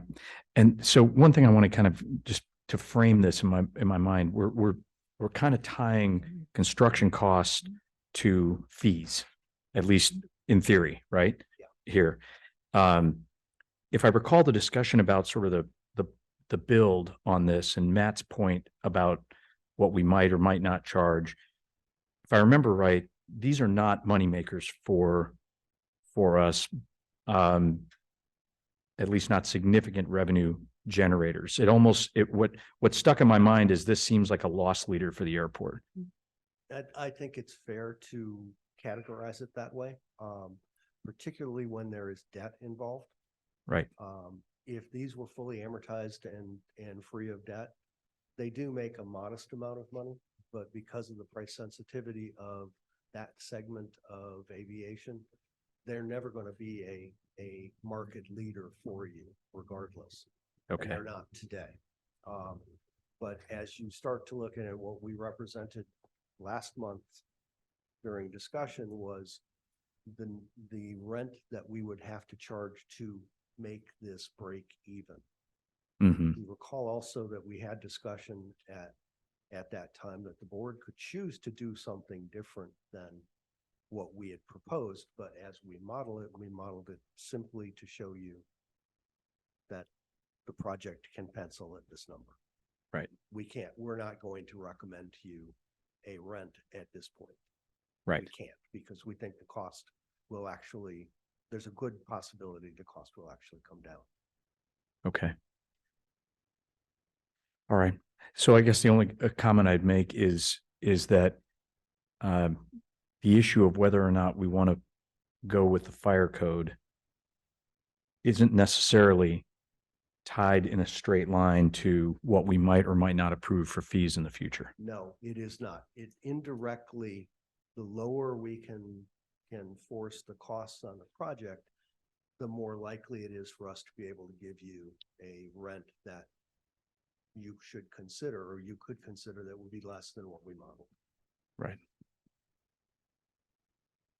Okay. I guess my last question is attractiveness. It sounds like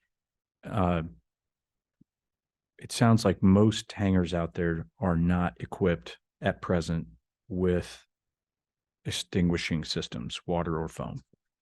Okay. No, at this point, none of our hangars are. Right. But it's also reasonable to assume that increasingly as they are built new, they will be. If you build to code, they will need to be, yes. Yeah. Okay. All right. I'm good. Director Sable? Oh, yes. Would I you have like a to- couple of thoughts and a couple of questions. Chris, could you say again, what was the cost per hangar of the 24 hangars? I heard 1.2 or, what was it? I don't have my numbers in front of me. I would wanna go Spitball back- it. I What, would what, wanna go back and get the book. That's what I wrote down. For the 24 hangars, I think Yeah. the total price of Sorry. our purchase was $7.049 million. That's what the current number is. I Mark think has if we it. took- 3.8. Yeah, 3.8. I can provide some clarification. So as Director Lapierre stated, the total cost of the project is the 7,040,000. and that includes the corporate hangar? Yes, sir. Okay. And that includes the corporate hangar, which is 1.2 million. The box hangars are 3.854 million. And the balance of the project cost is 1.983 million, which is basically our 50% allocation of the overall site costs. Can you just say those numbers one more time? Sure. So I give you exactly the number. So the total cost of the project is 7,040,958. The cost of the corporate hangar is 1,203,373. Cost of the box hangars is 3,854,373. And our 50% allocation of the site work is 1,983,212. Currently, those are the current. And that's That was in the bid. correct. And that's for us. Remember that we are purchasing these subject to a maximum price with the fuel company. Okay, that clarifies that question. In the finance committee meeting where this was discussed, I indicated at that time that I was opposed to adopting the fire standards with that exception to not have the fire extinguishers and fire suppression system. And to address the public concerns about cost, I'm I'm a pilot and I'm as cheap as they come, but in this case, I thought, the relative cost of $4,000 per hangar compared to a 1 point whatever, $1 million per hangar was a very modest cost that really wouldn't get reasonably reflected in rates and charges for the hangar. A lot of other things like the carpet hangar and other things will increase the cost, but not a fire suppression system. So I oppose that, and I'm a little unclear of what we're doing here. Is it pick one from column A, pick one from column B, and then vote on that, or whatever? But It is the board's choice whether you choose to grant an exemption okay. or whether you choose to follow the code. It's the Okay, board's choice. I'm opposing granting the exception, and I'm very sensitive to costs on this thing, but to me, it's very modest. Handheld fire extinguishers, to me, are not adequate. That implies that we're only gonna have a fire when somebody's in the hangar. Okay, and there are numerous throughout my aviation career. I've seen all kinds of bizarre things stored in a hangar. So many flammable things going on there other than fuel in the tanks in the airplane. So I thought $4,000 was a reasonable cost for that additional protection. I have some questions though. In your discussions with Chief Panholder, did you ask him why he felt that he could not support the exception? His answer was there may be additional accelerants in hangars that he thought water would be useful for. But the essence of the conversation revolved around, I want all the tools I can have. Okay. Oh. And he felt strongly it wasn't maybe, His or words were, I cannot support that. okay, I get it. Okay. And then has staff looked at our insurance policy here dealing with things like hangars and sprinklers, fire suppression systems, if they're an option for us? Have we looked at our liability? Because once a hangar catches on fire, first of all, you got to get that fire department to respond rather quickly. And I think they're all joined together, that could They are. spread to other hangars. What does our insurance company have to say about it, if anything? We are currently insured without fire protection in hangars. The hangars also do not have a fire rated wall in between each T hangar. It's just a metal wall. That's not a fire rated wall. These hangars will have to have a fire rated wall, and we are not suggesting that you exempt them from that. So the fire rated wall, in theory, and I think in practice, if you have fire rated walls that are rated for an hour of protection, in theory, that fire would not extend from that hangar in question to its neighbors for at least an hour before it worked its way through. That's good to know. And that was something I was unaware of, but what I Back was to your concerned question about. about insurance, I'm sorry, I should have finished. I apologize. Back to your question about insurance, we are insured without any of that right now. So based on what legal counsel has said, insurance doesn't really come into play there. Because that's not a question that they ask. We also require the tenants to hold their own insurance on their contents. So that's part of On their contents. Correct. Okay. They do not insure the building. We do. Okay. Now, and not to put too fine a point on it, but if this fire code is adopted by the board here, or it's already in effect, I guess, Scott, what you said was it's already in effect at the state and we're kind of bound by it, whether we like it or not, we can take an exception, right? Yes. Okay. So, what relative to our insurance liabilities here, is there any requirement for the district to comply with the fire codes in order to be covered in the event of a fire? Do you understand my question?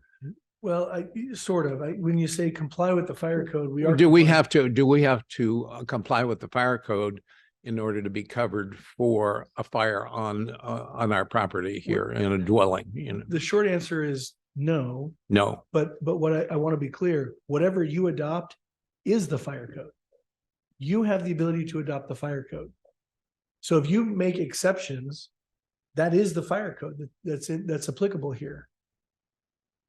You are creating the regulations for, I mean, it's sort of like you're creating the regulation that you yourself have to comply with.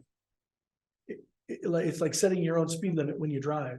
sort okay, of. so we would not be at any we, the district, would not be at any greater liability if we granted the exception and said, go ahead, we don't need a the fire code says have a sprinkler system, but we said, nah, you don't need it. That does not increase our insurance exposure. That's correct. Okay. The other question I had is, if we go ahead and vote to follow the chief's recommendation and staff's recommendation of having a fire suppression system in there, can we adopt this later? Can we revise our fire code later? The short answer is yes, you can. You can always revise it. Typically, most agencies adopt it just every 3 years, and they don't modify it as it goes unless they find something that they need to then readjust down the road. Yes, if you adopt this, you can adjust it later. If you adopt it with the exception, you can then remove that exception later. Okay. You can, you are the policy setting body. You are the law adopting body. So you have discretion to do what you want to do here. Okay, and let's see, what did I cover? Okay, I think that pretty much covers all my question. And again, I would endorse passage of adoption of the fire code with fire suppression capability included in the whole thing, and as opposed to the original proposal, which was in the package of excluding it. So, but we can do it later if we so choose. We can provide that exception later. Okay. You can. All right. Thank you. Thank you. Thank you. I've just got a couple comments, but before Director Miller asked if I could get clarification to ask, what is the size of the box hanger? Do we know that currently? What was proposed? I believe they're 42 by 33 each. Sounds right. Yeah. Okay. That good for you, Carl? Sounds good. Yeah, Okay. All right. We aim to please here. I too had questions about the environmental impact, and we did spend some time kind of discussing this in lease committee. Ultimately, one of the things I want to step back, and I encourage the board to step back and consider that we don't pass something based on financial matters in front of us to some extent. I think we've got two different issues going on here, and I appreciate the public comment that's been made about how are we going to continue to be here for our general aviation community and, you know, provide the services that we have currently. But I don't want us to legislate or pass ordinances, you know, based with the dollar amount essentially. So that's just one of my reflections, and I'm concerned about modifying professional opinions. At the same point, so I'll speak on both sides, I'm concerned about the environmental impact. If we would ever mix gasoline and fire, especially within our region, it certainly calls to question certain things and what we would do with that. Attorney Huber, have other districts, I know because this is passed to print and it's done every 3 years, so this just came down the pipeline? Or when was this legislated? So what the basic same schedule happens every 3 years. Usually this is passed by the legislature in July of I'll use it of 2022. And then the previous one was July of 2018. 19, I'm sorry, 19. Again, math. That's why I'm an attorney. So, and then what they do is they expect it gives it gives 6 months or thereabouts for public agencies to then look at, do we have any of these environmental, topographical, or geological issues that we need to study and make modifications to? Okay. They- And have other districts or airports with similar, I mean, we're so close to the coast ultimately. And I mean, we have other airports that are similarly placed close to the coast within California. Any of them, do you have any, any case study essentially? Yeah, so I will tell you, most airports are operated by cities or counties. There are 7 or 8, I think, in the state that are not, that are operated by independent bodies. I happen to represent 2 of them, actually. This one in the San Bernardino Airport. San Bernardino Airport has previously done the foam fire extinguishing systems. They have gone away from that, and It's a PFAS. because of the PFAS issue. And they also seem to have a streak of individuals who either would put too tall of a plane in a hangar, and it would hit the sprinkler head, and it would discharge all of the foam without any fire. Without reason. And so they had I think 3 of those in a row in about a 6-month span, and each one cost them well over several $100,000 to both clean up, recharge the foam system, and do all of that. They decided to get away from the foam system. They went to a water system for a period of time. Some of the hangars are dry. The fire sprinklers, while they haven't removed the sprinklers, there's nothing in them. I'll be candid, I never dug into the reason why they did that. They just haven't. I was just looking if you were aware. Yeah, I'm not asking There you. isn't really a lot of uniformity on this. And the reason why I say most airports are run by cities or counties is what they'll do is they will just adopt the codes. Yeah. And most of them do require sprinklers. Most of them do. You can get, and there's also another wrinkle to this.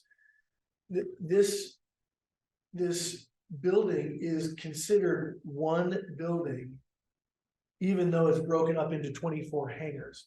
For the fire code purposes, there's an appendix on hangars and fire suppression systems and hangars. And you have to look up both the height and the size and the total square foot to figure out what box it fits in, to see what type of category of fire suppression you're required to put in.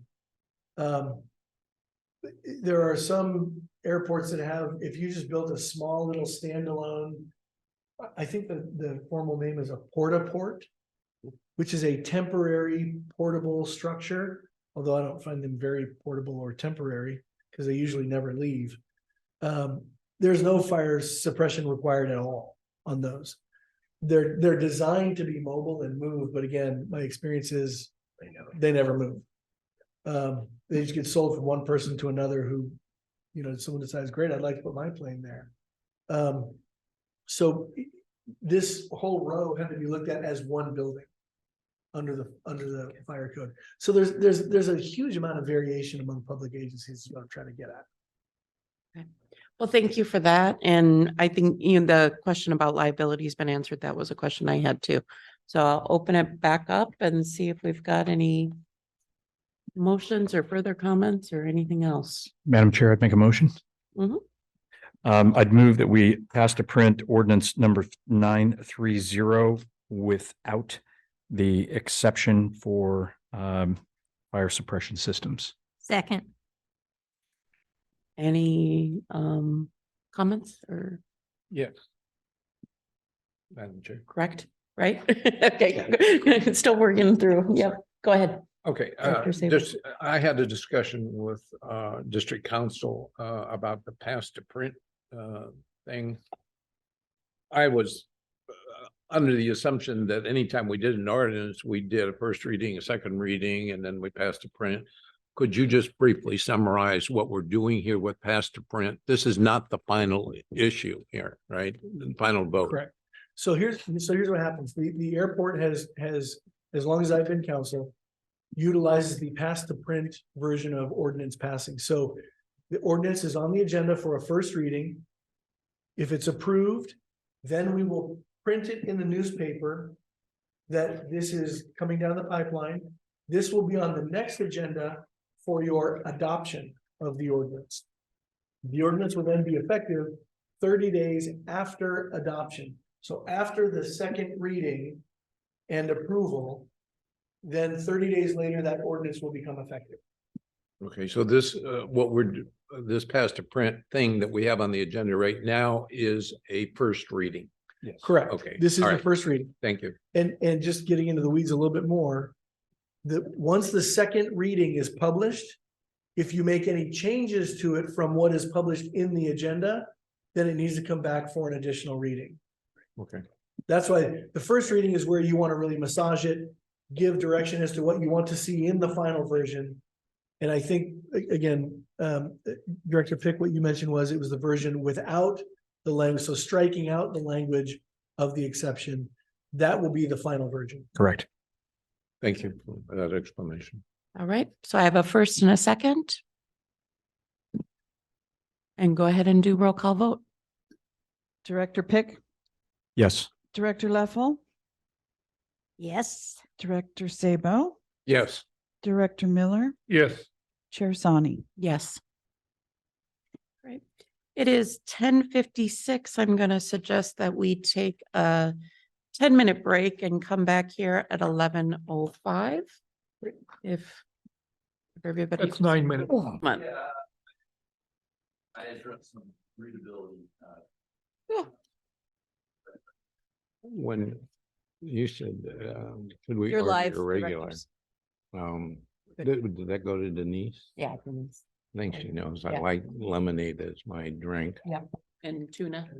Yeah, and onion rings. Perfect. All right. It is 11:10. And we will go ahead and re-adjourn. Back in session here, 11:10, and we are to item J, the board committee reports and acceptance of department report. No, we got one item. Oh, I'm sorry. I'm terribly sorry. Yep. We'll definitely try and address this. Resolution number 1840. Authorizing and improving the service agreement between MPAD and RNS Erection and of Monterey Bay Incorporated. Thank you. I'll turn the floor over to Chris Morello. She'll tell you about the process. She'll tell you about the project. This was discussed at Finance Committee, and it involves the replacement of gates, security gates around the airport. So, Just trying to get the meeting rolling, but I Yep. definitely don't want to miss anything. Thank you for Absolutely. keeping me honest. Go ahead. Welcome, Chris. Thank you. So as presented in the staff report, this project was contemplated during budget time. It is a project in the fiscal year 23 capital improvement budget. It is a PFC funded project, and it is to we had identified potentially four gates that really we felt needed to be updated. They are our security gates onto the airfield. They are over 40 years old, and the staff have been keeping them useful and in working condition for years, but really we're down to the guts of the chains and the motors, et cetera. And it's really time to start replacing some of the gates. So we have three that we are proposing to replace right now. The fourth we're putting on hold because that one will be impacted by the by the commercial ramp project. So we will not be touching that fourth one that we had at least thought about for this year. Again, three gates. The RNS Erection have been the company that we've gone to when we've needed help on the gates. Again, our maintenance staff typically have been able to maintain them fairly well, but if we need parts, et cetera, then that's the company we normally go to. These annually, because we adopt the Uniform Construction Code Act annually, we go out to the public and ask for contractors that want to be part or on our hiring list. We keep that list every year. We add to it as more people ask to be on it. We use that list when we're doing projects like this, especially local projects, and they tell us what their areas of expertise are. And so we sent out to anyone that has security gates as their areas of expertise, and RS direction was the only proposal that we received back. And this is for a not to exceed of $50,000 to do the improvements. So it's the parts and the construction of the new pieces to it. So with that, again, it's the staff report, or the project had $100,000 estimated for all. We were thinking, more about up to $25,000 a gate. So this is well under what we were anticipating the cost could be for this project. So based on all of that information, we would ask that you adopt resolution 1840 so that we can get moving and get this project done this fiscal year. Thank you for that.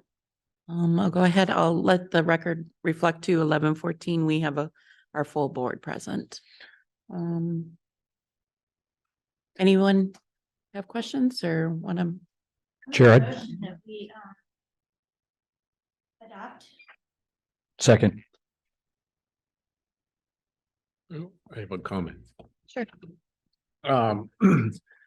We did review this in Finance Committee and I asked the question and it was answered as to whether or not a security measure like this gate business is covered by AIP funding versus the district funds like PFCs. And I was informed that just the security measures do not qualify for AIP. Am I saying that correctly?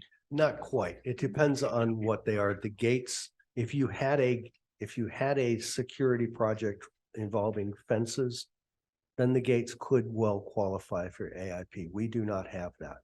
We do not have a grant that this would be applicable for. So, Easy for you to say. apparently not. But also for that reason, we removed one of the four we were contemplating because it will be covered under a project later. So that one was not, one of the four that we've been having Okay, problems with. well, and that's good planning, on the thing. And I just wanted to share with the board the questions that I answered there. And it met one of my criteria, which is to use for district only projects, funded projects to use local contractors. And this is a regional contractor. So we endorse that. Or at least I endorsed it at the Finance Committee. I have a first and a second. I do have one question, and what is it key cards right now that the system is for the gates? Or Yeah, all of our, any access to the airfield anywhere or any part of the project is through badging. okay. Correct. And is there any effort for fingerprints or anything else? Because Not with obviously the you can current system that share we a have. badge or that kind of thing. Too expensive, too cost prohibitive. No, at this point, no. Okay. Okay. All right. That was my only question. I'll go ahead and we'll do a roll call vote if no other discussion. Public comment. Oh, thank you. Yes, absolutely. Public comment. Anyone? And do we have any hands raised? Thank you for that, Phil. Director right. Pick, Yes. Director Leffel, Yes. Director Sabo, Yes. Director Miller, Yes. Chair Sani. Yes. Passes unanimously. All right, now we'll go on to board committee reports and acceptance of department reports. Item J on the agenda. I'm gonna go ahead and group them together. So if anyone has any questions on standing committees, budget and finance, air services, marketing and communications, or airport property development and leases. I know that we had meeting minutes for all of these meetings, but anything that anyone would like to ask or discuss? This is the Did you time. combine staff reports in with What all are you asking for right now, other than the The committee? standing committees. Just a do- committee report. Yep. Do you have any questions about budget and finance, air services, marketing, community relations, and airport property? For which we Yep. already adopted the minutes. Yep. Right. Got any clarifications or anything overall? Hard part of chair is looking to see if anybody raises their hand or has anything. I keep trying to look back and forth, but please announce thyself if you do. Nothing. Just to be clear, because I've I- always had trouble with this. I do have questions on the departmental reports, that which kind of Please. overlap sometimes into the This, committees. this would be the time to This go is- ahead. this Well, is- other than the departmental. I have a hard time with this too, Bill, and it's actually one of the things I want us to discuss is just to tighten this up a bit. So why don't you just go ahead and ask your question? Okay. Essentially, Slap me it's- around. it's the if questions if of the I'm packet, out of correct? order. Okay. Items of the packet. On the, this is an operations question, that I had on the, staff reports, that, on the noise complaints, I noticed that we had, some concern expressed by Pasadena and Corral de Tierra and all that. And as it turns out, they were military aircraft doing, flying, I don't know, some kind of an approach, in here. The action taken doesn't, mention explaining to the complainant that this was military aircraft, which they have a right to do that, fly here, and they are inherently more noisy, particularly the fighter jets and all that.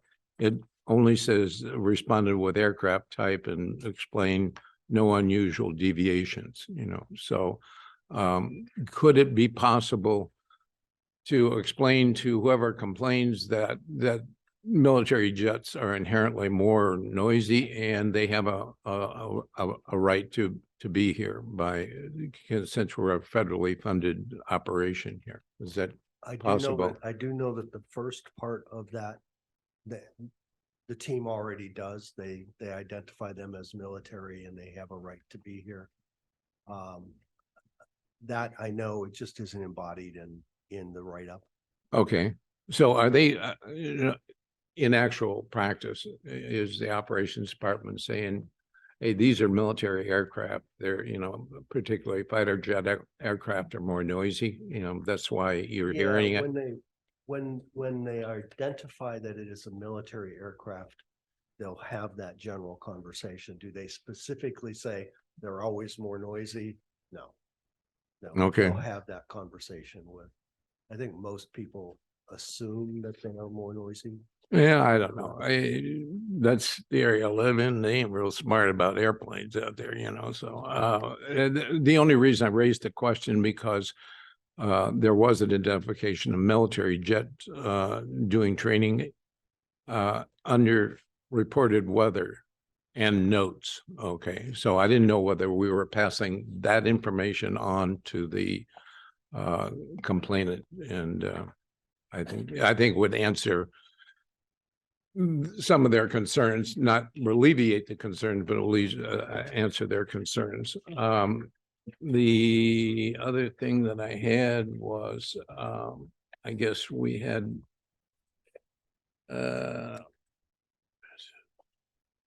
marketing and community relations committee meetings here. I looked at the report and I didn't see much discussion of us doing anything outside the peninsula here.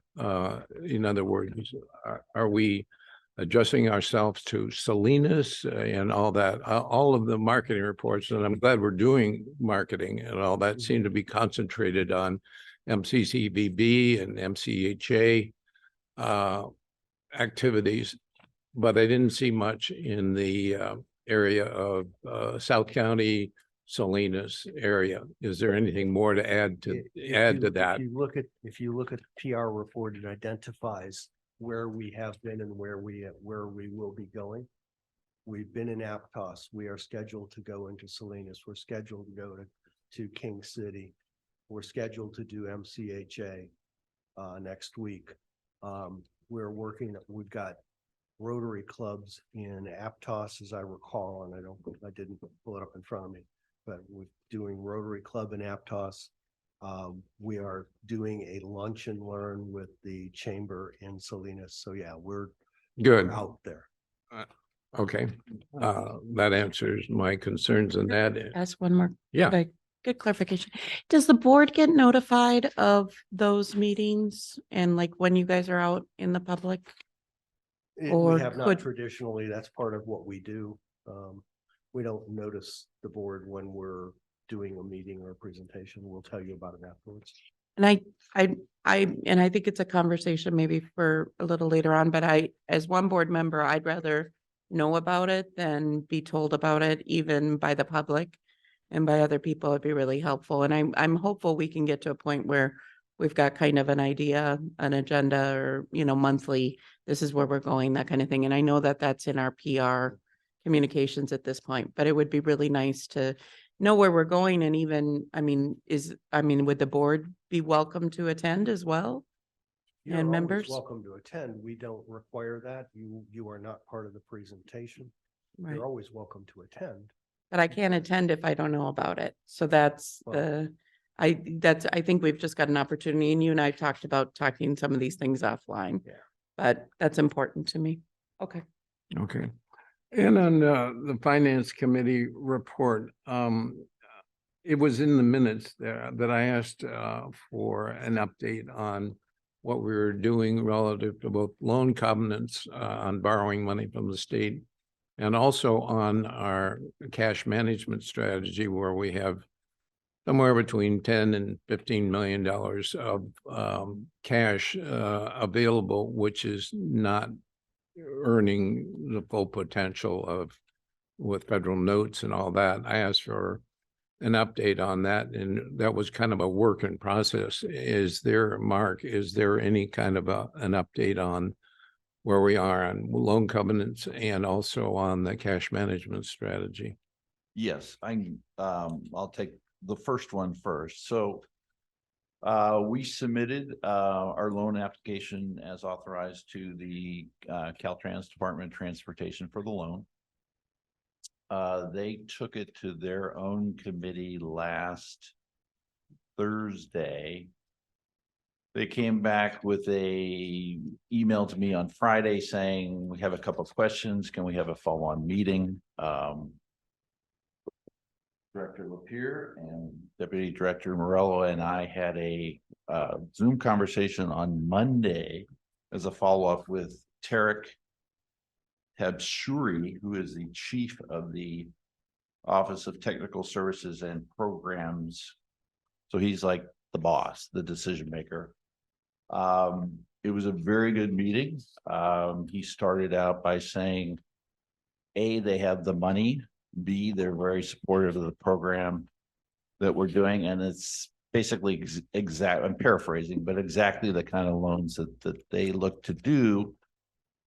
He also volunteered, interestingly enough, that basically they've had nobody apply over the last 2 or 3 years.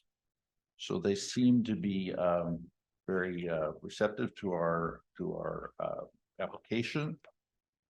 In the meeting, they asked for us to supply some supplemental description of the project, because there was some initial confusion on their part as to which part of the projects would be the airport district versus what would be undertaken and paid for by a fuel company. I gave that to them that same afternoon on Monday. Late yesterday, they returned documents to us. They affirmed that the loan agreement is the same 3-page loan agreement that we've seen the template form before, and basically a pro forma payment schedule for the loan with the same rate and terms that we talked about always, which is the 17-year amortization and the 5.04% interest. those documents, I haven't finished reviewing. Mr. Huber has not had any chance to review.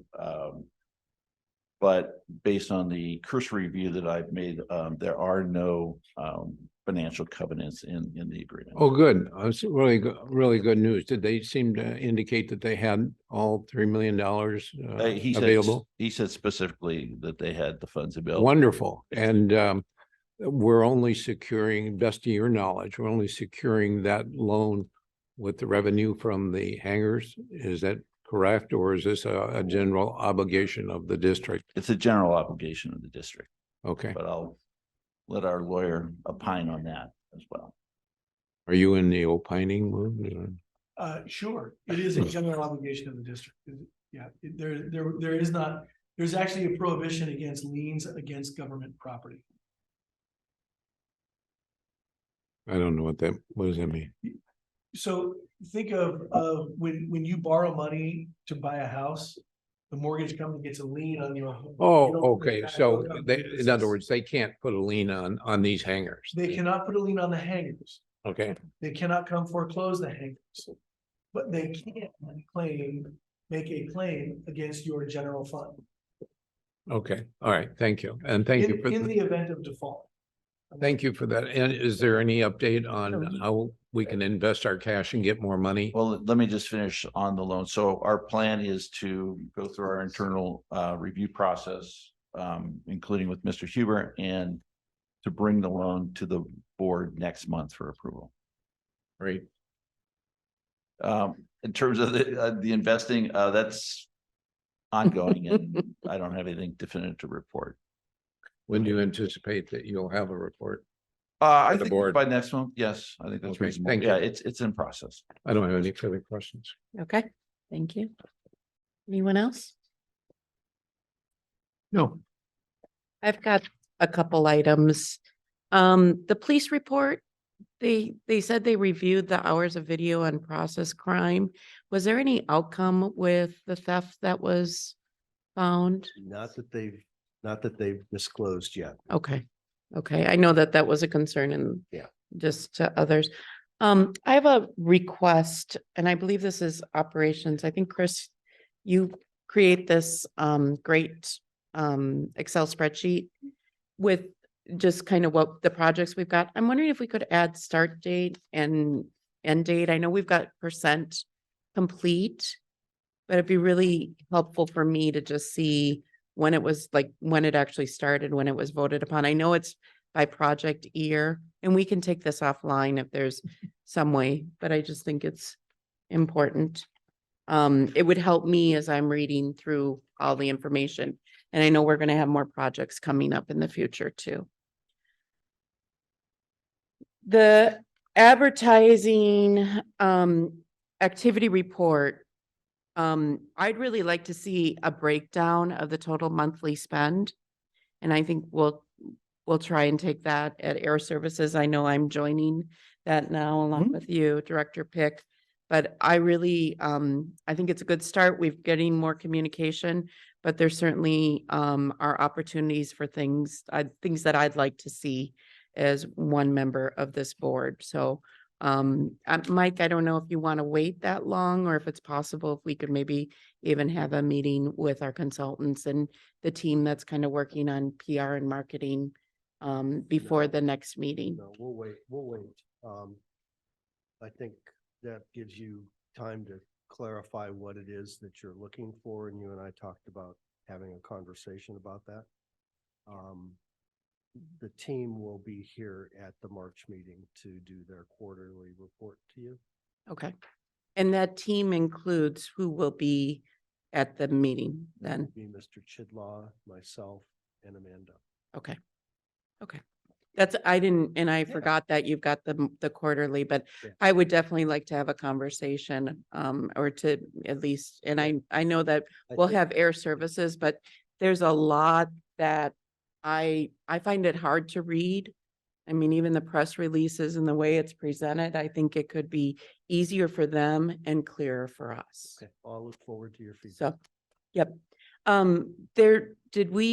Was there a typo did it go out that it says $2 DOT grant? This is page 1 of the public relations report, and the problem is there's no quotes. So I don't know if this was in, if this went out. I'll have to look at that.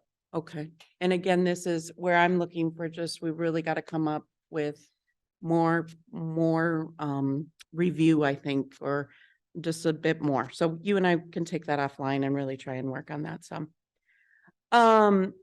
Marketing and PR, I'm gonna go to the finance. Oh, Can go we ahead. go back? Yep. Are you referring specifically to the Hanford Sentinel? Center line today, page 1 of the January 2023 PR report. Said 2.14 million. Okay, It looks like Hanford did not pick that up in part of their article. They chose instead to use 2.14. and we don't, well, and in what's on our packet just says 2.14 DOT. So $2.14 towards the bottom of page 1, and that was in the Herald. Okay, well, they actually picked up the title there. So I just want to understand. So again, if we get a link, and I think it's in the news page now on our website. I didn't have time last night to go and check it, but yep. Okay. So we will, nothing that can't be, and I think we can all work together and I think it will make it easier for that team too, ultimately.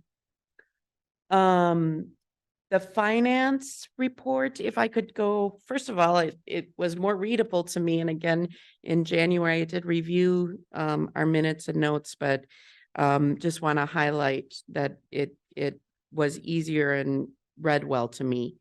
I realize most of the information has stayed the same. The recruitment and training, the 258% delta. Why is that such a delta from what was actual versus budget? So page 4 of that report. December actual was 26,193 and the budgeted was 7,310. So there's a delta of over 250%.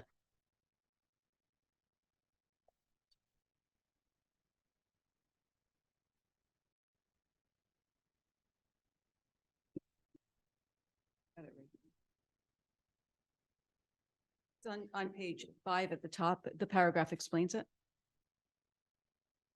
And I did read it after I had highlighted it at the time.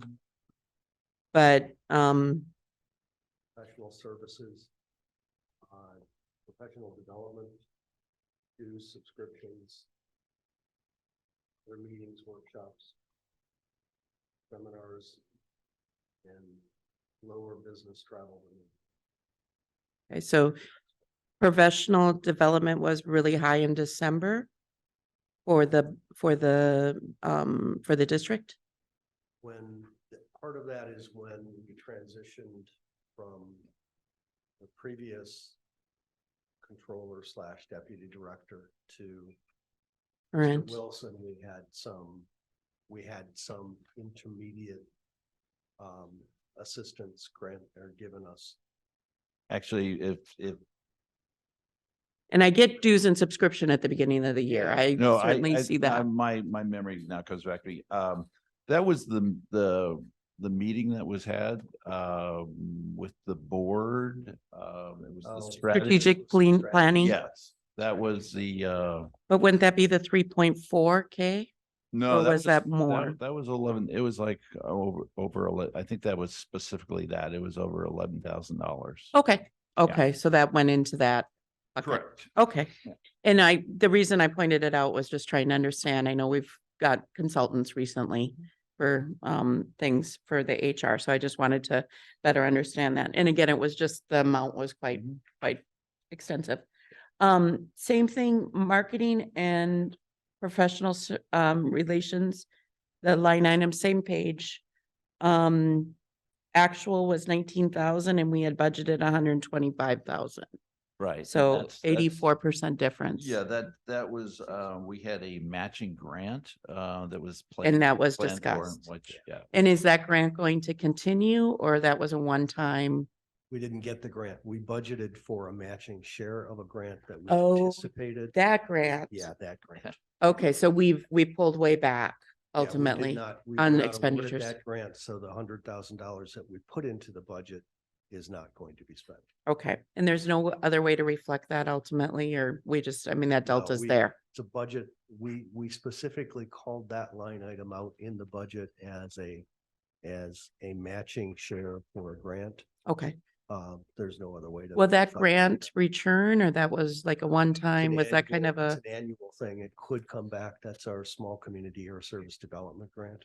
okay, This is the DOT. This is from the DOT. Right, correct. okay. That's all I've got, which is plenty, all right. Anyone else? I think it's worth noting, for the new, air service coming up, Mike, you had mentioned in, air service with the bigger planes to Dallas, that they're also introducing them from time to time to Phoenix. They are slowly wow. but surely. We should be transitioning to more of those to Phoenix. They've indicated to us that we're kind of on the same model as they used in Santa Barbara. So We already had it happen a couple times, at Yeah. least we have. to Phoenix. And that means it's United, I mean, it's American pilots flying, not a regional carrier flying those 318s. Yeah, that's correct. Any, We also did mention JSX return on April 16th. I was just gonna ask, any news on JSX, April 16th? But only to Burbank. Only to Burbank, though. No, only to Orange County, Oh, yeah, that's right. Only not to. Burbank. Yeah, one of the two OC. markets. Okay, It well, is that's Orange County, yes. good. That's my favorite. Okay, Yeah, I have a comment Mhm. that might be helpful to the board here.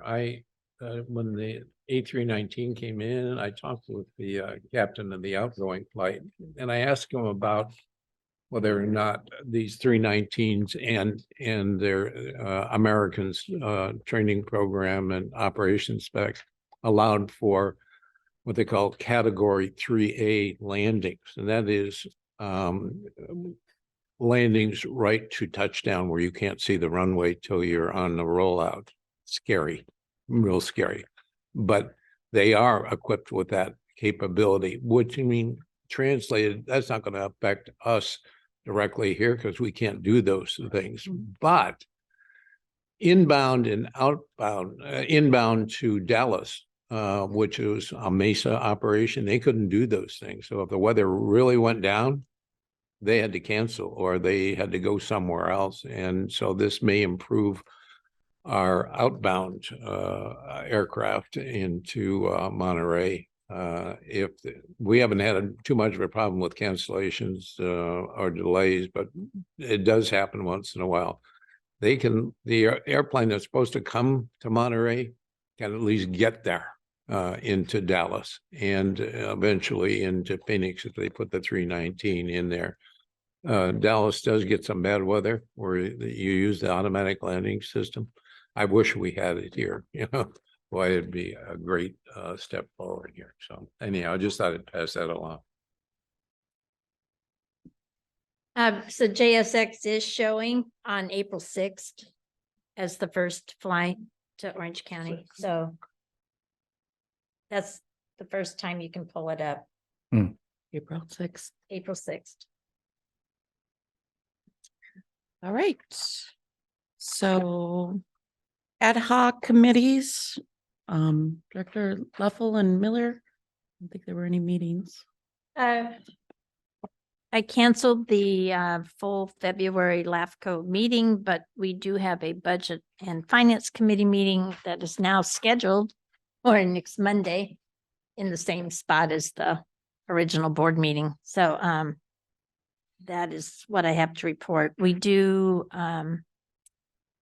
are in the middle of the budget and I suspect we'll see a 3% increase in our ask. So I think that can be put into our budget. 3% of what LAFCO's last year contribution was. We don't have anything big pending in front of us. It's still just sitting out there. I have a question, Mary Ann. It's okay. Go ahead, yeah. And Speak to the mic. on this last LAFCO, you called it a contribution. Is that a mandatory thing that we have to pay? It is. And is that set by county statute, or, I mean, how's that work? When LAFCO was created, the formula was set on how everybody would pay. And so LAFCO is funded 1/3 by the county, 1/3 by the 12 cities, and 1/3 by the districts that are eligible to be part of LAFCO. Oh, okay. All right, thank you. Regional Taxi Authority, I don't think we have any updates. TAMC, Bill, any updates? Well, Can I say for the taxi authority though, Denise, you're gonna have to send something to them immediately to tell them to take me off and put Dino on. Cause they start some pre-meetings that are committee meetings and he'll need to be included. And it's just, otherwise they'll send everything to me. Okay, go ahead. Oh, Table. yeah, well, TAMC didn't do a whole lot. They did elect new officers. Mike LeBaire, who is the mayor of City of King, LeBaire? is new. Labar. LeBaire. Labar. I heard Lapeer. Yeah. What? What? Congratulations. That's what I was like, wow. I was calling LeBaire, you I'm know, sorry. but you know, anyhow, he's been very active with TAMC, and he's a real up and comer within the county. Anyhow, he's the new chair. And Chris Lopez is the first vice chair, probably will succeed Mike at the next change of administration or officers. And they didn't really do too much. They gave themselves a lot of awards. They do that rather regularly now, award the staff and cities and stuff like that. Pacific Grove got a real heads up about their Point Pinos Trail project, and which improved safety an awful lot. I didn't even know we were participating in that, but it now is and it helps people enjoy the Pacific Grove coastline a little bit more, and provides a walking trail through that area.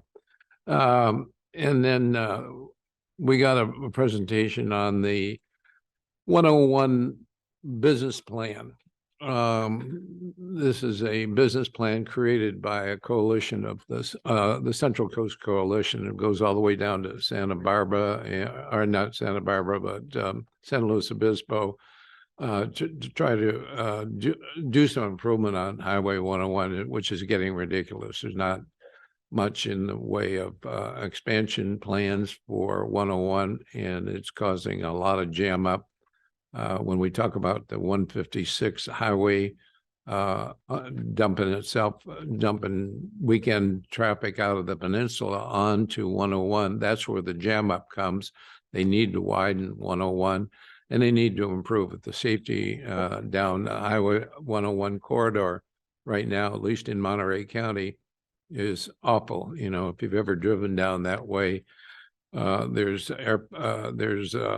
trucks turning out onto the highway, onto this rather high-speed road down there, and a lot of accidents occur. So anyhow, it's the beginning of a Central Coast Coalition's idea of getting a plan and lobbying Caltrans to recognize this as a major economic asset to the state and the nation, and particularly the county of San Luis Obispo and Monterey counties. And Council Member Smith from Monterey was really excited about the plan. So anyhow, not a whole lot went on, nothing that affected the airport at this point. I might make this personal comment. I lobby pretty hard to pimp the airport in front of the TV cameras and the other members, and they seem to appreciate all that. They're interested in our news service and stuff like that. But I also advocate for improvements to Highway 68 because this is a major impediment to getting more traffic from the Central Valley in here. It's just a nightmare trying to get here in the morning and all that.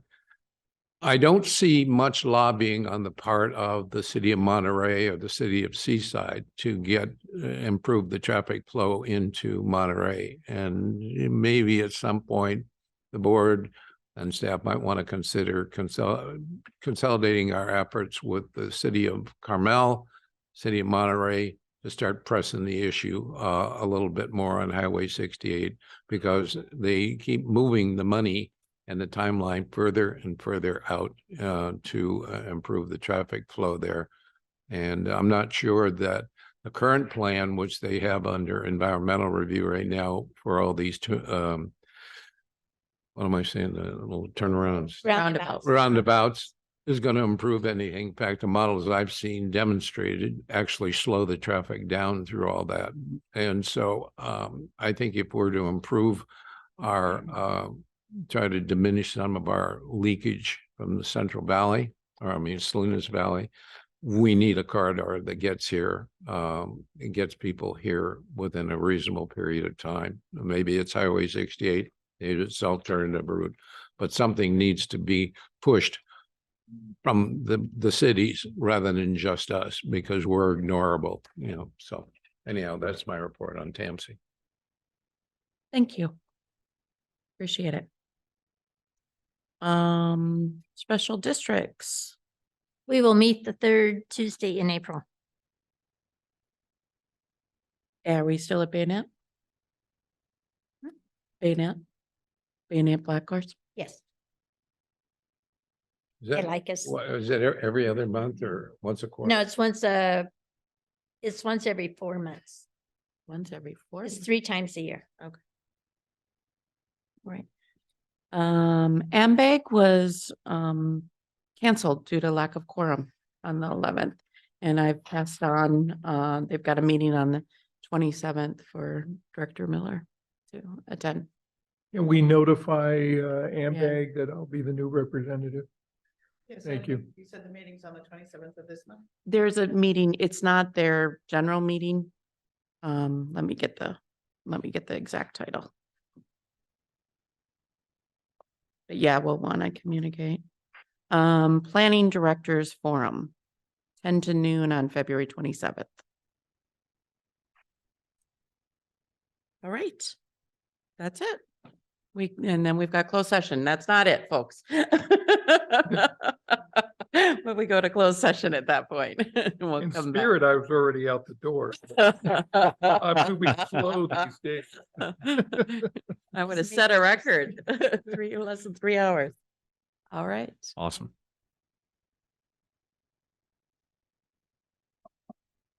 So adjourn from open session?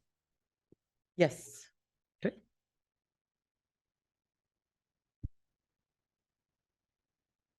We'll be back after closed session. Good afternoon. It is still the 15th of February here at 2:38 p.m. There are no reportable actions out of closed session today. For the record, Mr. Pick left at 1 o'clock and Director Leffel just stepped out for a phone call about 3 minutes ago. So she may be back before we finish entirely. Discussion of future agendas. Anybody have anything?